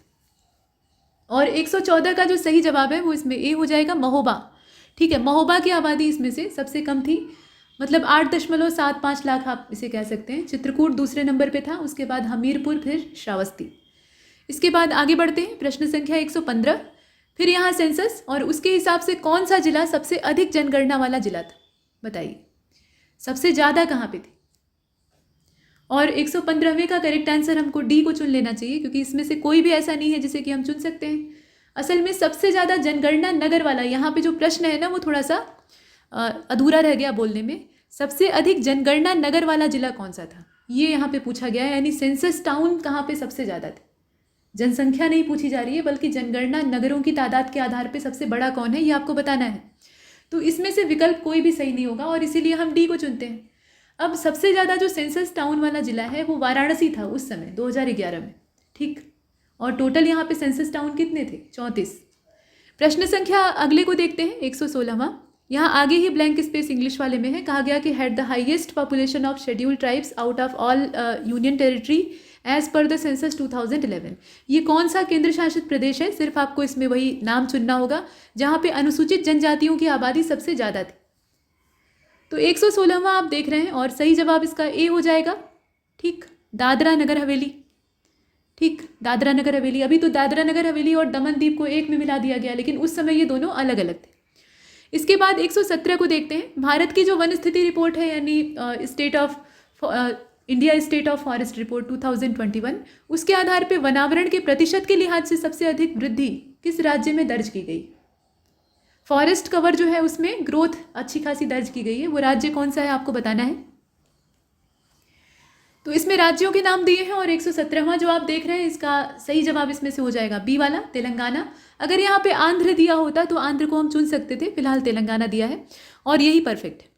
इसके बाद चलते हैं आगे और देखें अगले वाले प्रश्न को, 118। इसमें कहा गया उत्तर प्रदेश वन सर्वेक्षण रिपोर्ट, यानी वही फॉरेस्ट रिपोर्ट, इसके हिसाब से कुल और प्रतिशत, मतलब टोटल अगर आंकड़े के तौर पे देखा जाए तो वो, और प्रतिशत के लिहाज से देखा जाए तो भी, सबसे कम वनावरण कहाँ पे, कौन से जिले में सबसे कम फॉरेस्ट कवर आपको दिखाई देता है। 118 सही जवाब इसका क्या होगा, बी हो जाएगा, भदोही। ठीक है, भदोही छोटा सा जिला है जो कि वाराणसी से एक समय अलग हुआ था और आबादी का जो घनत्व है यहाँ ज़्यादा है छोटे दायरे में और वनों की संख्या कम है। इसके बाद आगे बढ़ते हैं, प्रश्न संख्या 119 और यहाँ देख रहे हैं आपकी नवीनतम कृषि डेटा 2022 और जहाँ जहाँ वनों की तादाद, वृक्षों की तादाद कम है, वहाँ के एयर क्वालिटी इंडेक्स को अगर आप मोबाइल पे चेक करते हैं तो बहुत बुरी स्थिति में दिखाई देगा। तो लेटेस्ट जो एग्रीकल्चर का डाटा है उसके हिसाब से कौन सा राज्य भारत का तीसरा सबसे बड़ा कॉफ़ी उत्पादक राज्य है। तो कॉफ़ी का प्रोडक्शन ये दक्षिण भारतीय राज्य ही करते हैं। अब इसमें तीनों ही साउथ इंडियन है, तो इसमें से आपको बताना है। और 119 को देखें, करेक्ट आंसर इसका क्या होगा, कर्नाटक इसमें सबसे आगे रहता है हमेशा और इसीलिए हम कर्नाटक को चुनेंगे। दूसरे नंबर पर आपका केरल है, फिर जाकर तमिलनाडु। कर्नाटक, केरल, तमिलनाडु, तो ये क्रम से ही दिया था। तीसरा सबसे बड़ा इसमें यहाँ थोड़ा सा बोलने में मिस्टेक हुआ है। यहाँ ये पूछा गया था कि तीसरा सबसे बड़ा राज्य कौन सा है, तो अगर पहला पूछा जाता तो हम कर्नाटक को चुनते, दूसरे नंबर पर केरल है और तीसरे नंबर पर आपका तमिलनाडु है। तो हमारा जो यहाँ पे प्रश्न पूछा गया है उसके अकॉर्डिंग उत्तर हो जाएगा सी वाला, तमिलनाडु। इसके बाद चलते हैं अगले वाले की ओर। यहाँ कहा गया कि लेटेस्ट जो एग्रीकल्चर का डाटा है उसके हिसाब से भारत दुनिया में मक्का के उत्पादन में कौन से स्थान पर। यहाँ आप बताएं मेज़ के प्रोडक्शन में हमारी पोजीशन पूरे वर्ल्ड में क्या है, और करेक्ट आंसर इसका हो जाएगा इसमें से डी वाला। पहले स्थान पे कौन है, यूएसए है, यानी संयुक्त राज्य अमेरिका। चीन जो है वो दूसरे स्थान पे है, तीसरा चौथा नंबर किसका है उससे फ़र्क नहीं पड़ता। हमारी जो रैंक है वो 7वीं है ये। और अपने देश में अगर देखा जाए तो कर्नाटक जो है इस मामले में पहले स्थान पे, तो इसमें से हम डी को चुनते हैं। 7वें स्थान पे हम लोग विश्व में हैं। प्रश्न संख्या 121 को देखते हैं। आगे ही ब्लैंक स्पेस है और कहा जा रहा है कि इस शासक के शासनकाल में असद खान को वजीर के रूप में नियुक्त किया गया था। तो असद खान को वजीर बनाया गया था, ये समय किसका था, देखें औरंगजेब का समय था। ठीक है, औरंगजेब का समय था। इसमें से हम जो ए वाला ऑप्शन है उसको चुन लेते हैं। गोलकुंडा साम्राज्य का शासक कौन था? दक्षिण भारत में गोलकुंडा राज्य, उसका शासक कौन था बताइए। यहाँ ऐसे विकल्प दिए हैं कि आप आराम से पकड़ सकते हैं, ये दोनों होने से रहा। राजपूत राजा वहाँ के शासक नहीं थे। तो अब बचता है कुतुब शाह, और उसके अलावा डी वाला ऑप्शन भी आपके सामने खुला हुआ है। फिलहाल इसका जो राइट आंसर है वो सी ही होगा, कुतुब शाह। ठीक है, इसके बाद प्रश्न संख्या 123, यहाँ पर कहा गया कि which of the following mesolithic site has been discovered from state of Bihar. बताइए, ये आपका पैसरा है, लोटेश्वर है, बीरभानपुर है या सराय नाहर राय है? तो बीरभानपुर आपका वेस्ट बंगाल में है ना, और सराय नाहर राय अपने उत्तर प्रदेश में है। अब लोटेश्वर और पैसरा में से फैसला लीजिए कि बी होगा या फिर सी होगा। तो निश्चित तौर पे ये सी होगा, क्योंकि लोटेश्वर जो है वो गुजरात में पड़ता है, वो बिहार में तो है नहीं। पैसरा जो है ये एक मेसोलिथिक साइट है और ये बिहार में। इसके बाद 124वें नंबर के प्रश्न को देखिए। यहाँ पर कहा गया कि कौन से जैन धर्म के तीर्थंकर थे जो कि अयोध्या में पैदा हुए थे। तो यहाँ ऋषभनाथ हैं, संभवनाथ हैं, पार्श्वनाथ हैं, और डी वाला ऑप्शन पहले की तरह है।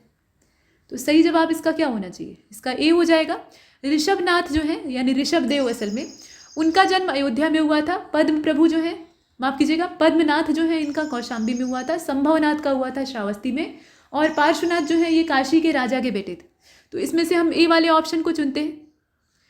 125 को देखिए। Which of the following international organisation is headquartered at London in United Kingdom. इसमें से कौन सा ऐसा ऑर्गेनाइजेशन है, इंटरनेशनल ऑर्गेनाइजेशन है, जिसका कि हेडक्वार्टर जो है वो लंदन में है? तो ट्रांसपेरेंसी इंटरनेशनल है, वर्ल्ड फूड प्रोग्राम है, एमनेस्टी इंटरनेशनल है, यूनाइटेड नेशन सिक्योरिटी काउंसिल है। इसमें से कौन सा होगा? और 125 जो है इसका राइट आंसर सी हो जाएगा, एमनेस्टी इंटरनेशनल। ये जो है मानवाधिकार से जुड़ी हुई संस्था है और इसका जो हेडक्वार्टर है वो लंदन में है। बाकी ट्रांसपेरेंसी इंटरनेशनल का बर्लिन में है, माने जर्मनी में, और वर्ल्ड फूड प्रोग्राम का रोम में है, इटली में, और संयुक्त राष्ट्र सुरक्षा परिषद का संयुक्त राष्ट्र में ही होगा यानी न्यूयॉर्क में। तो इस तरीके से हम देखते हैं, आगे बढ़ते हैं और 126 को देखते हैं। Which of the following subject does not come under the state list. तो स्टेट लिस्ट, यूनियन लिस्ट और कॉन्करेंट लिस्ट में कौन कौन से मामले शामिल हैं पता होना चाहिए। अब इसमें देखें, ट्रेड यूनियंस है, हॉस्पिटल और डिस्पेंसरीज हैं, पब्लिक हेल्थ और सैनिटेशन है, और पब्लिक ऑर्डर है। कौन सा आपका स्टेट लिस्ट में शामिल नहीं होता है वो आपको चुनकर बताना है। तो 126 को आप बहुत ध्यान से देखिएगा, सही जवाब इसका हो जाएगा ए वाला। ट्रेड यूनियंस जो है वो असल में स्टेट लिस्ट में शामिल नहीं है। ये सब जो है ये कॉन्करेंट लिस्ट का हिस्सा है, चाहे शिक्षा का मामला हो, जंगल का मामला हो, विवाह का मामला हो, कोई भी इस तरह के जो मामले हैं वो आपके कॉन्करेंट लिस्ट में आते हैं, राज्य सूची यानी स्टेट लिस्ट में नहीं आते। 127 को देखते हैं। Lok Sabha passes the impeachment charges implies against the president with the कितनी मेजॉरिटी में ये पास किया जाता है? राज्यसभा में, माफ कीजिएगा, लोकसभा में ये कितनी मेजॉरिटी के साथ प्रस्तुत होता है और उसके बाद इसे राज्यसभा को भेजा जाता है। प्रश्न का कहने का मतलब ये है कि लोकसभा में कितने बहुमत के साथ राष्ट्रपति के खिलाफ महाभियोग का प्रस्ताव जो है उसको लाया जाता है, वो बहुमत आपको बताना है। तो 127 आप देख रहे हैं, सही जवाब इसका बी हो जाएगा। ठीक है, 2/3, 2/3 बहुमत का होना आवश्यक। इसके बाद देखें 128 को। इसमें कहा गया कि भारतीय संविधान के निम्नलिखित में से किस भाग के अंतर्गत नागरिकता से संबंधित प्रावधान आपको दिखाई देते हैं? ये कौन सा भाग है बताइए। और 128 जो आप देख रहे हैं इसका इसमें से सही जवाब हो जाएगा, देख लीजिए अच्छे से। 128 का जो करेक्ट आंसर है वो इसमें बी हो जाएगा, भाग 2। भाग 2 में नागरिकता का प्रावधान है, आप भी जानते हैं, और बाकी में क्या है वो भी पता होना चाहिए। तो संघ और उसके जो क्षेत्र हैं वो भाग 1 में आते हैं, मौलिक अधिकार भाग 3 में है, चौथे में नीति निदेशक सिद्धांत है, और 4A जो कि बाद में जोड़ा गया है उसमें फंडामेंटल ड्यूटीज़ का जिक्र किया गया है। इसके बाद 129 को देखते हैं। यहाँ देखें, which of the following language had not been added to 8th schedule by the 92 amendment act of 2003। 2003 का जो समय था उस समय 92वां संशोधन किया जाता है अपने संविधान में, और उसके द्वारा 8वीं अनुसूची को उसमें जोड़ा जाता है। तो अब आप बताएं कि 8वीं अनुसूची के अंतर्गत, 8वीं अनुसूची पहले से ही मौजूद थी, उसमें किसी भाषा को जोड़ा जाता है। तो इसमें आपको ये बताना है कि कौन सी भाषा उसमें इस अमेंडमेंट के द्वारा नहीं जोड़ी गई थी, मतलब 92वां संशोधन करके उस भाषा को इसमें नहीं जोड़ा गया था, वही आपको इसमें से चुननी है। तो बोडो है, डोगरी है, मैथिली है और संथाली है। बताइए इसमें से कौन सा होगा। और 129 जो है इसका करेक्ट आंसर इसमें से कोई भी नहीं दिखाई देता है। ठीक है, कोई भी उत्तर ऐसा नहीं है जिसको कि हम चुन सकते हैं। ये चारों भाषाएं जो हैं ये 92वें संशोधन अधिनियम के द्वारा शामिल की गई थी, तो इसमें से हम किसी को भी नहीं चुन सकते। 130 को देखते हैं, which of the following option is not correctly match. तो आर्टिकल 312 जो है इसमें ऑल इंडिया सर्विसेज है, यानी अखिल भारतीय सेवाएं। आर्टिकल 155 है, इसमें राज्यपाल की नियुक्ति का प्रावधान है, appointment of governor. Abolition of title जो है ये आर्टिकल 17 में दिखाई देती है। और 51A जो है इसमें फंडामेंटल ड्यूटीज़ का जो फंडा है वो दिया हुआ है। तो अब इसमें से आपको ये दिखाना होगा कि जो नॉट करेक्टली मैच है वो असल में कौन सा है। सही जवाब इसका क्या होगा, सी वाला हो जाएगा। यहाँ पर कहा गया है कि आर्टिकल 17 जो है वो एबोलिशन ऑफ टाइटल्स को दर्शाता है, यानी उपाधियों के उन्मूलन की बात करता है। वो असल में 18वां है। 17वां जो है वो तो छुआछूत के खिलाफ सुरक्षा देता है, ठीक है, अस्पृश्यता का उन्मूलन। प्रश्न संख्या 131 को देखते हैं, which of the following country is the third largest iron ore producing country as per the latest mineral data. अब जो यहाँ खनिज डाटा है उसके हिसाब से आप बताइए कि तीसरा सबसे बड़ा आयरन ओर प्रोड्यूस करने वाला देश इसमें से कौन सा है। तीसरे नंबर पे चीन, ऑस्ट्रेलिया, ब्राज़ील, भारत, इसमें से आपको चुनना है। और 131 जो आप देख रहे हैं इसका सही जवाब इसमें से ए हो जाएगा, चीन, ठीक है। चीन जो है वो तीसरे स्थान पे है इस मामले में। पहले नंबर पर ऑस्ट्रेलिया है, दूसरे नंबर पर ब्राज़ील है, भारत का इसमें चौथा स्थान है। प्रश्न संख्या 132 को देखते हैं। यहाँ देखें, वित्तीय वर्ष 2021-22 के हिसाब से उत्तर प्रदेश में प्रति व्यक्ति जीएसडीपी जो है वर्तमान कीमतों पर उत्तर प्रदेश बजट के हिसाब से कितना होने का अंदाजा लगाया गया है। ये जो अप्रॉक्सीमेट यहाँ वैल्यू है वो आपको चुननी। और 132 जो है इसका राइट आंसर हो जाएगा इसमें से 81,398। ये अंदाजा लगाया गया है और इसीलिए हम इसमें से चुनेंगे ए वाले। यहाँ कोई भी एग्जैक्ट नहीं दिया हुआ है, अप्रॉक्स दिया हुआ है, तो इसमें से लगभग वाला हम चुन लेंगे। इसके बाद 133 को देखिए। इसमें कहा गया कि योगी आदित्यनाथ जी ने निम्नलिखित में से किस जिले के जंगम कौड़िया प्रखंड के प्राथमिक स्वास्थ्य केंद्र में जन आरोग्य मेले को शुरू किया। ये कौन सा था, मतलब जिला कौन सा था बताइए। और 133 इसका राइट आंसर इसमें से डी हो जाएगा। यहाँ तो कोई नहीं था, न बलिया था, न प्रयागराज था, न श्रावस्ती था, तो फिर ये था क्या, गोरखपुर। गोरखपुर जिले का जंगल कौड़िया ब्लॉक है असल में, ठीक है, ये जंगल कौड़िया ब्लॉक है। और यहाँ पे प्राथमिक स्वास्थ्य केंद्र जो था वहाँ से इस मेले को स्टार्ट किया गया था। इसके बाद 134 को देखते हैं। यहाँ पर पूछा गया कि कौन सी ऐसी जगह है जहाँ पे स्थित सैनिक स्कूल का नाम चेंज करके इसे देश के पहले chief of defence staff general Bipin Rawat के नाम पे रख दिया गया है। ये लखनऊ है, मैनपुरी है, मेरठ है, इसमें से कौन सा है। और 134 राइट आंसर इसका बी हो जाएगा, ठीक, मैनपुरी, ये मैनपुरी का है। इसके बाद देखिए अगले वाले को 135, विच of the following international airport is the airport with the longest runway in state of Uttar Pradesh. Lal Bahadur Shastri international airport है, या आपका कुशीनगर इंटरनेशनल एयरपोर्ट है, या चौधरी चरण सिंह हवाई अड्डा है, इसमें से कौन सा होगा। लॉन्गेस्ट जो है उसकी बात आपको करनी। और 135 जो है इसका राइट आंसर इसमें से हो जाएगा बी वाला, कुशीनगर, ठीक है, ये सबसे लंबा रनवे धारण करने वाला हवाई अड्डा है, तो बी वाले ऑप्शन को हमने चुन लिया। 136 को देखते हैं। यहाँ पर कहा गया कि कौन सा सही सुमेलित नहीं है, तो सरस्वती हाईटेक सिटी प्रयागराज में है, night safari park greater Noida में, बुद्ध थीम पार्क वाराणसी में, और टॉय सिटी जो है ये आपकी गौतम बुद्ध नगर में है। इसमें से आपका गलत कौन सा है वो आपको देखना है। तो 136 का राइट आंसर हो जाएगा इसमें से डी वाला, टॉय सिटी जो है ये गौतम बुद्ध नगर दे रखा है, जबकि ये ग्रेटर नोएडा होना चाहिए था। 137 को देखिए, राष्ट्रीय उद्यमिता और लघु विकास संस्थान, इसकी लोकेशन कहाँ पे, इसकी लोकेशन बताइए। नोएडा में है, ठीक है, नोएडा में स्थित है। प्रश्न संख्या 138 को देखिए। सतीश महाना, इनको उत्तर प्रदेश की कौन सी विधानसभा का निर्विरोध अध्यक्ष चुना गया था 29 मार्च 2022 को। ये विधानसभा का जो सत्र है, क्रम है, वो कौन सा है आपको चुनकर बताना है, बताइए।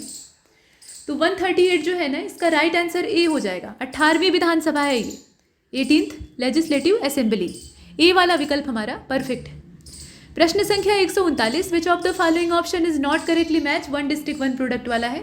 तो भदोही का कारपेट है, हाथरस का हींग है, हरदोई का मूंज का उत्पाद है, और गाजीपुर की जूट वॉल हैंगिंग है। इसमें से गलत क्या है। तो 139 और राइट आंसर इसका हो जाएगा आपका सी वाला, हरदोई का मूंज प्रोडक्ट दिया है, जबकि हरदोई का हथकरघा वाला हैंडलूम वाला जो काम है वो काफ़ी ज़्यादा फेमस है। तो इसमें से हम सी वाले ऑप्शन को चुनकर निकाल देते हैं, बाकी सब सही दिया है। 140 की बात करें, विच of the following hydro electric project is in Bijnor district. इसमें से कौन सा बिजनौर में है जल विद्युत परियोजना। ये आपका खैरी है, रामगंगा है, कर्मनासा है, दूंदा है, इसमें से कौन सा होगा। तो 140 को आप देख रहे हैं और इसका जो राइट आंसर है वो इसमें से बी हो जाएगा। रामगंगा हाइड्रो इलेक्ट्रिक प्रोजेक्ट जो है ये आपका बिजनौर में है। बाकी खैरी जल विद्युत परियोजना ये सहारनपुर में है, ठीक है। कर्मनासा वाली चंदौली में है और दूंदा जो आप देख रहे हैं ये पीलीभीत का है। 141 को देखते हैं, यहाँ पर आगे ही ब्लैंक स्पेस है और ये कौन सी कंपनी है जिसने कि हाल फिलहाल में विप्रो लिमिटेड के साथ डिजिटल परिवर्तन के लिए 5 साल की अवधि हेतु एक नए समझौता ज्ञापन पर हस्ताक्षर करने की घोषणा की। अब ये कंपनी कौन सी है? नोकिया है, एप्पल है, वन प्लस है या फिर सैमसंग है? तो 141 राइट आंसर इसका नोकिया हो जाएगा, ठीक है, नोकिया। और इसका जो राइट आंसर है बी, यहाँ हम चुन लेते हैं। 142 को देखते हैं, हाल ही में कौन सा राज्य प्री प्राइमरी लेवल पे नई शिक्षा नीति को लागू करने की प्रक्रिया को शुरू करने वाला देश का पहला राज्य बन गया? ये कौन सा राज्य है बताएं, सबसे पहले इसने अपना काम शुरू किया। और 142 जो है इसका राइट आंसर इसमें डी हो जाएगा, ये उत्तराखंड है। प्री प्राइमरी लेवल पे जो न्यू एजुकेशन पॉलिसी है इसको इम्प्लीमेंट करने वाला ये देश का पहला राज्य बन गया, तो उत्तराखंड को हमने चुना। 143 को देखिए, which Indian footballer has recently been named as men's footballer of the year for the season 2021-22 by All India Football Federation. ये है कौन से, मतलब इन्हें भारतीय फुटबॉलर हैं और इन्हें men's footballer of the year के तौर पे नॉमिनेट किया गया। ये बाईचुंग भूटिया हैं, सुनील छेत्री हैं, संधू हैं मतलब गुरप्रीत संधू, या संदेश झिंगन है। तो 143 को आप देख रहे हैं, सही जवाब इसका बी हो जाएगा, सुनील छेत्री। 144 को देखिए, आगे ब्लैंक स्पेस है। टाइगर रिजर्व ये कौन सा है जिसने कि हाल ही में भारत में वैश्विक बाघ दिवस समारोह की मेजबानी की? बताइए। तडोबा अंधेरी है, दांडेली अंशी है, उदंती सीता नदी है और बांधवगढ़ है। तो 144 और राइट आंसर इसका ए हो जाएगा, ये तडोबा अंधेरी है, ठीक है, महाराष्ट्र राज्य में स्थित है और ग्लोबल टाइगर डे समारोह की ये मेजबानी किया था। तो ए वाले विकल्प को हमने चुन लिया। प्रश्न संख्या 145, हाल ही में तमिलनाडु सरकार ने किस वर्ग के लोगों के लिए या छात्रों के लिए नालिया थिरन कौशल कार्यक्रम को लॉन्च किया है? तो ये कॉलेज के स्टूडेंट्स के लिए है या बेरोजगार जो युवा हैं उनके लिए है या विकलांग छात्रों के लिए है, किसके लिए बताइए? तो 145 जो आप देख रहे हैं, सही उत्तर इसका ए हो जाएगा, ये कॉलेज के छात्रों के लिए। 146 को देखिए, India has successfully test fire nuclear capable Agni 4 ballistic missile from APJ Abul Kalam Island situated in. अब ये जो APJ अबुल कलाम आइलैंड है ये कहाँ पे है, ये आपको बताना है, बताइए। तो 146 और करेक्ट आंसर इसका हो जाएगा इसमें से बी वाला, ओडिशा में है, ठीक है। APJ अब्दुल कलाम द्वीप जो है ये ओडिशा का है और यहीं से जो अग्नि बैलिस्टिक मिसाइल है उसका सफल परीक्षण किया गया और हमेशा ही वहीं से किया जाता है, ठीक। तो यहाँ हम बी वाले को चुनते हैं। 147 को देखिए, यहाँ पर कहा गया कि किस प्रकार के कंप्यूटरों में बाइनरी सिस्टम का इस्तेमाल किया जाता है, बताइए। और इसका जो परफेक्ट आंसर होगा वो इसमें हो जाएगा सी वाला, जो डिजिटल कंप्यूटर होते हैं उनके अंदर बाइनरी सिस्टम काम करता है जिसमें 2 ही डिजिट होती है, 0 और 1। इसके बाद 148 की बात करें, what do you understand by the term UNIVAC?